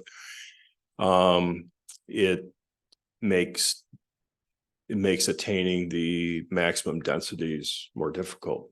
Yeah, can you go back to the other diagram? Just for a second. Yeah.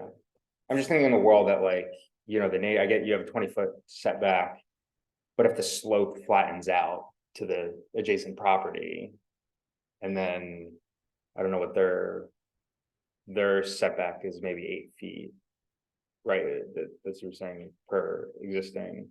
You're just kind of. What's the concern? Just more the view blockage? Yeah, looking over the top of that. Looking over the top of that top building. I mean, it's all a function of the slope of the adjacent property, and it doesn't seem like there's an ability to put some quantifiable standard to protect against that. And I'm just confirming that. I think you could suggest that the roof slopes not be designed in such a way that they increase view blockage.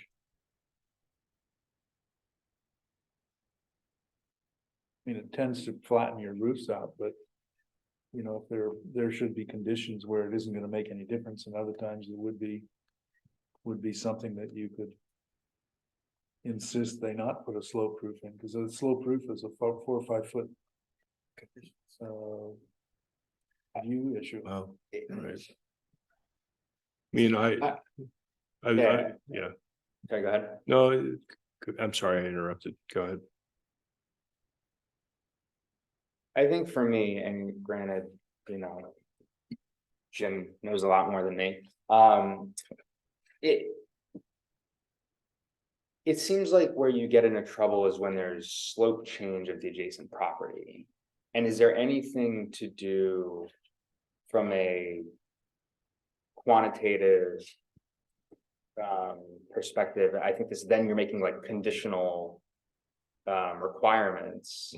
But I think maybe where Jim was going is like, if the slope of your adjacent neighbor flattens out, it's actually like a flat roof, 30-foot building. And that's kind of the direction I'm going. I don't know if that's been looked at. I know you've done extensive studies on this, and You're right. What you'd have to do is in advance, define those conditions. And as your whole previous discussion this evening, came about, it's all about the vantage point of that neighboring property. And of course, that varies, almost infinitely, depending upon where you are in town and what the relationship between, the new project is and the neighbors. So again, you'd have to define those conditions quantitatively.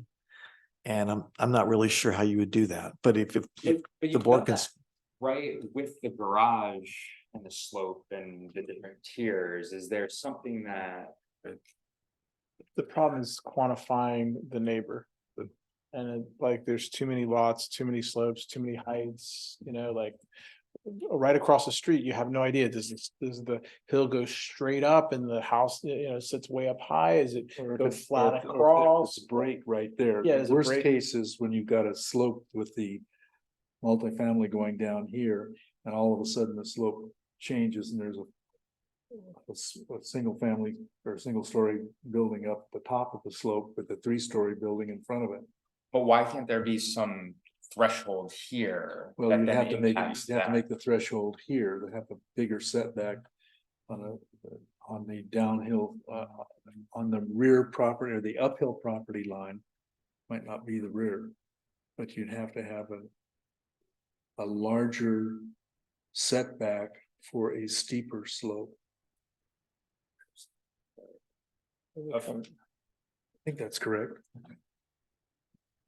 Yeah, because if it's a shallow slope, it could be equally damaging.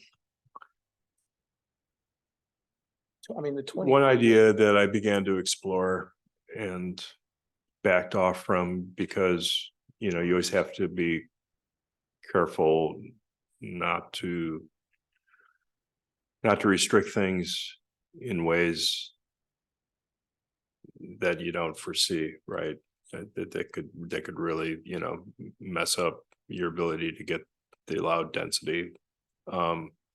But, we could have a condition for really steep slope, for steeper slopes over 15%, where you measure up from the property line and then you measure in an absolute sense all the way across.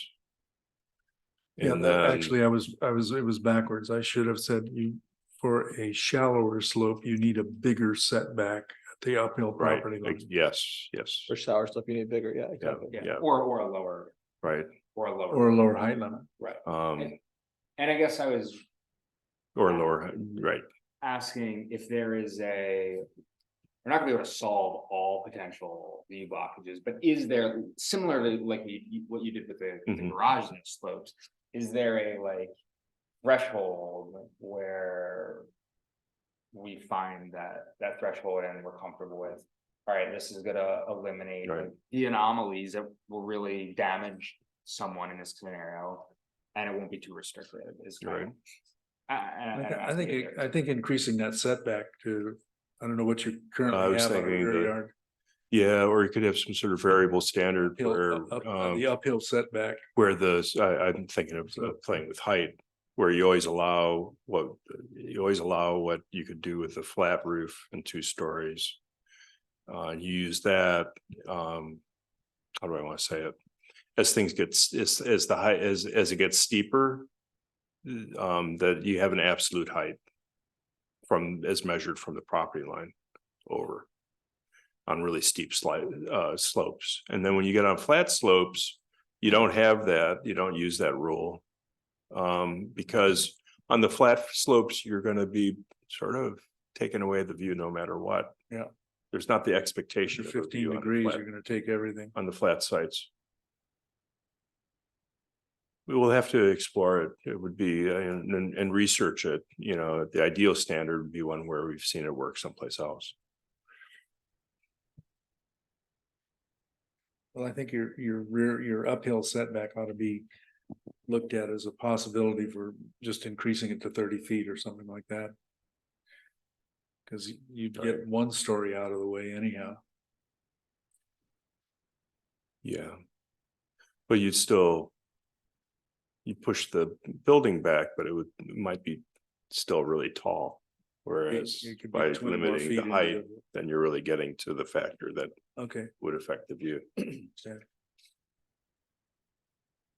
Yeah, I guess I brought it up because you know, we talked about the garage and the big variable is the slope of the plot and the adjacent property. And it's like, where are the tiered, That's a good thought. you know? Yeah, I understand it. Right. And yeah, and the conditions on the adjacent property are going to be so varied and honestly kind of hard to think of all the possibilities, but the property line might be a good datum, a good something good to measure from, right? Because it's as close to the neighbor as you're going to get.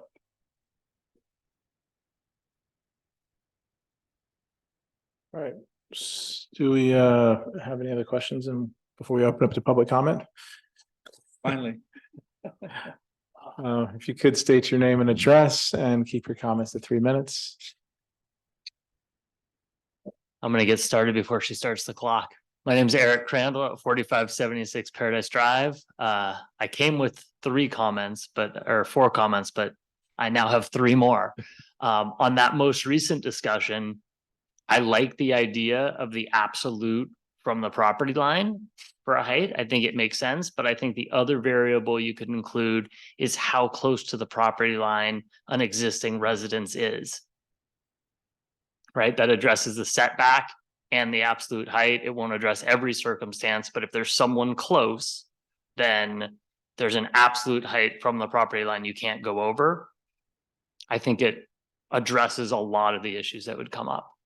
The other thing I'm going to comment on that I liked was Commissioner or Board Member Chong, not Commissioner, your idea about materials.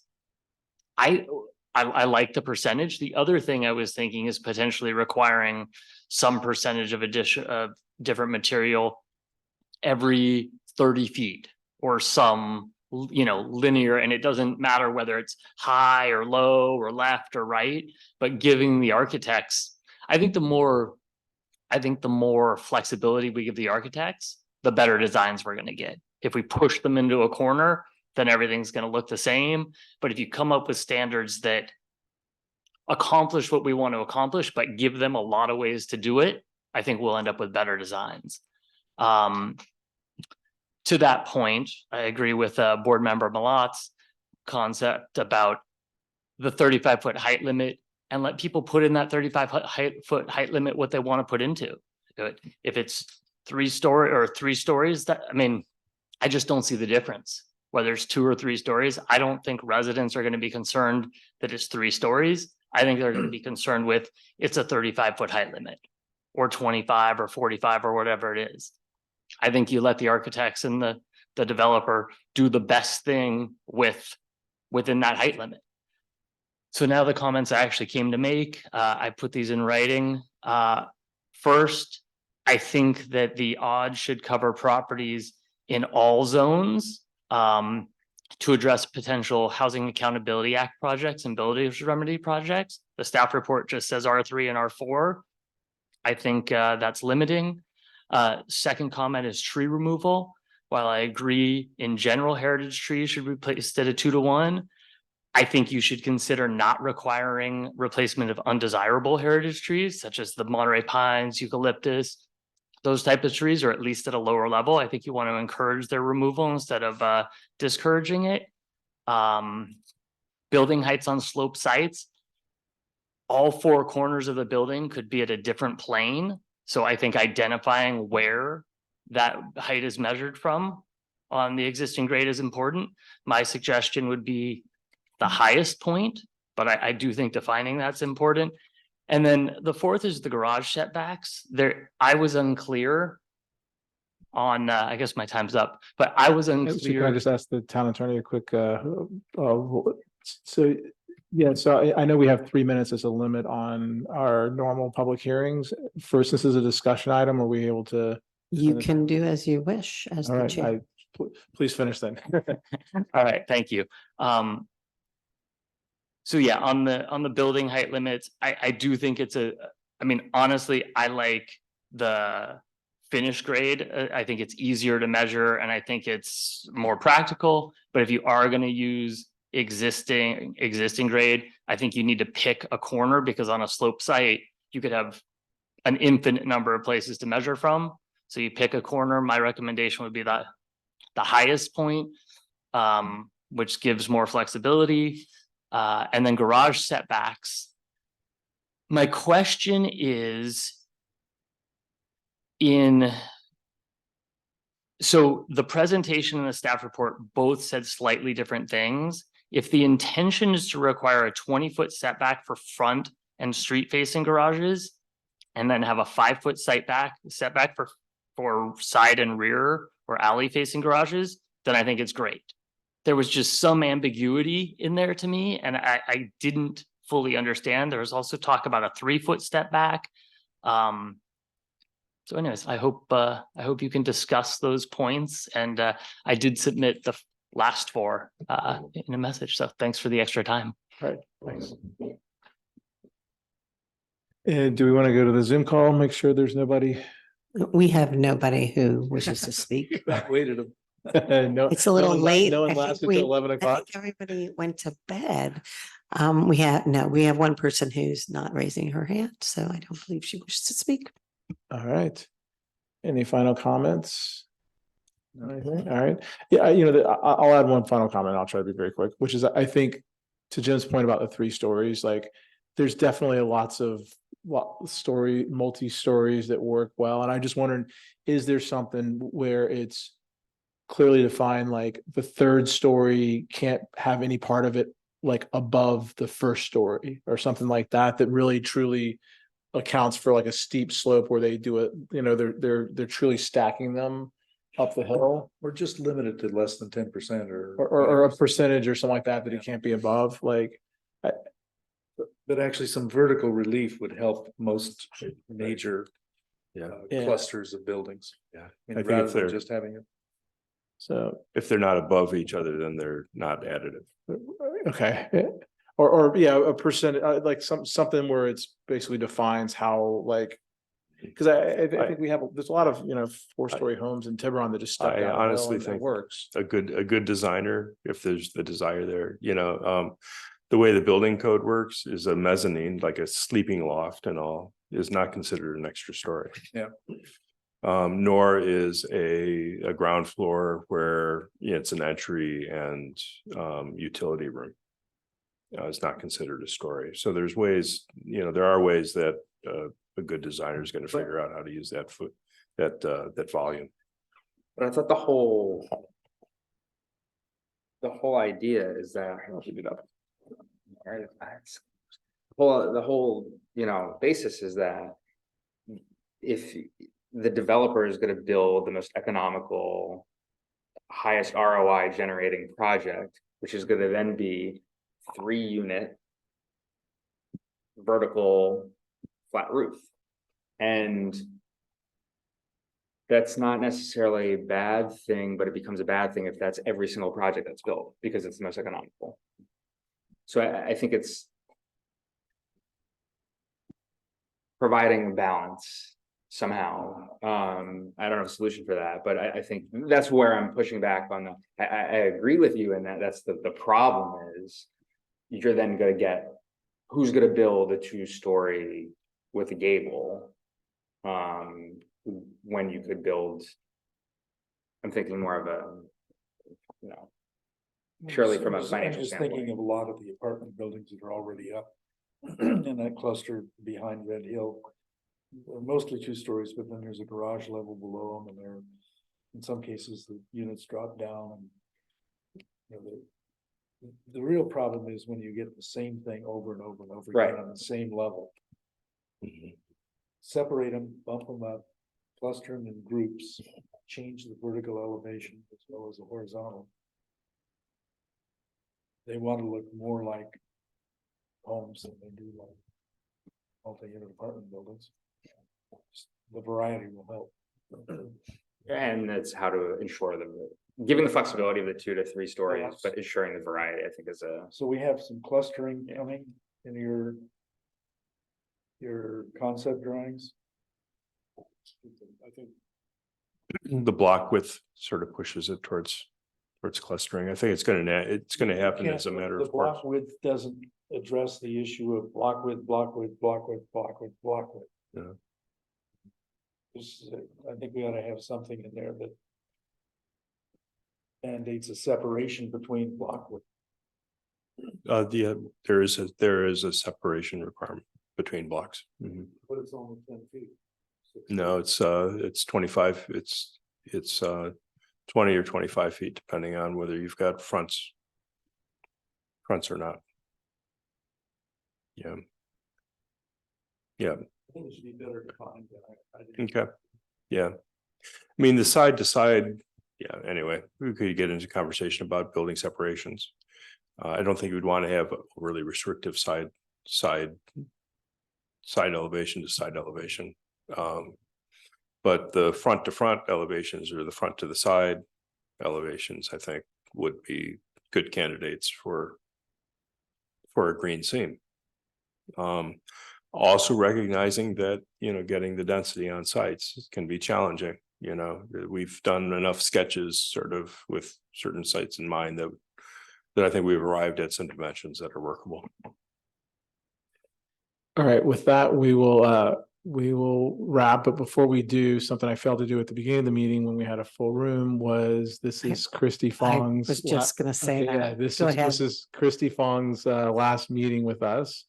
And I wanted to personally thank her for all the hard work that she's done working with the DRB, with the town of Tiburon. And we just, I think, wanted to make her last meeting very memorable and keep her here until after 11 o'clock. Because some of us are still denial that she's leaving. But nevertheless, thank you very much. It's a very sad day. Thank you for the kind words. It's been a pleasure working with the board, and I can feel the strong delegations that the board have to the community. Excellent. Thank you. All right, with that, we adjourn.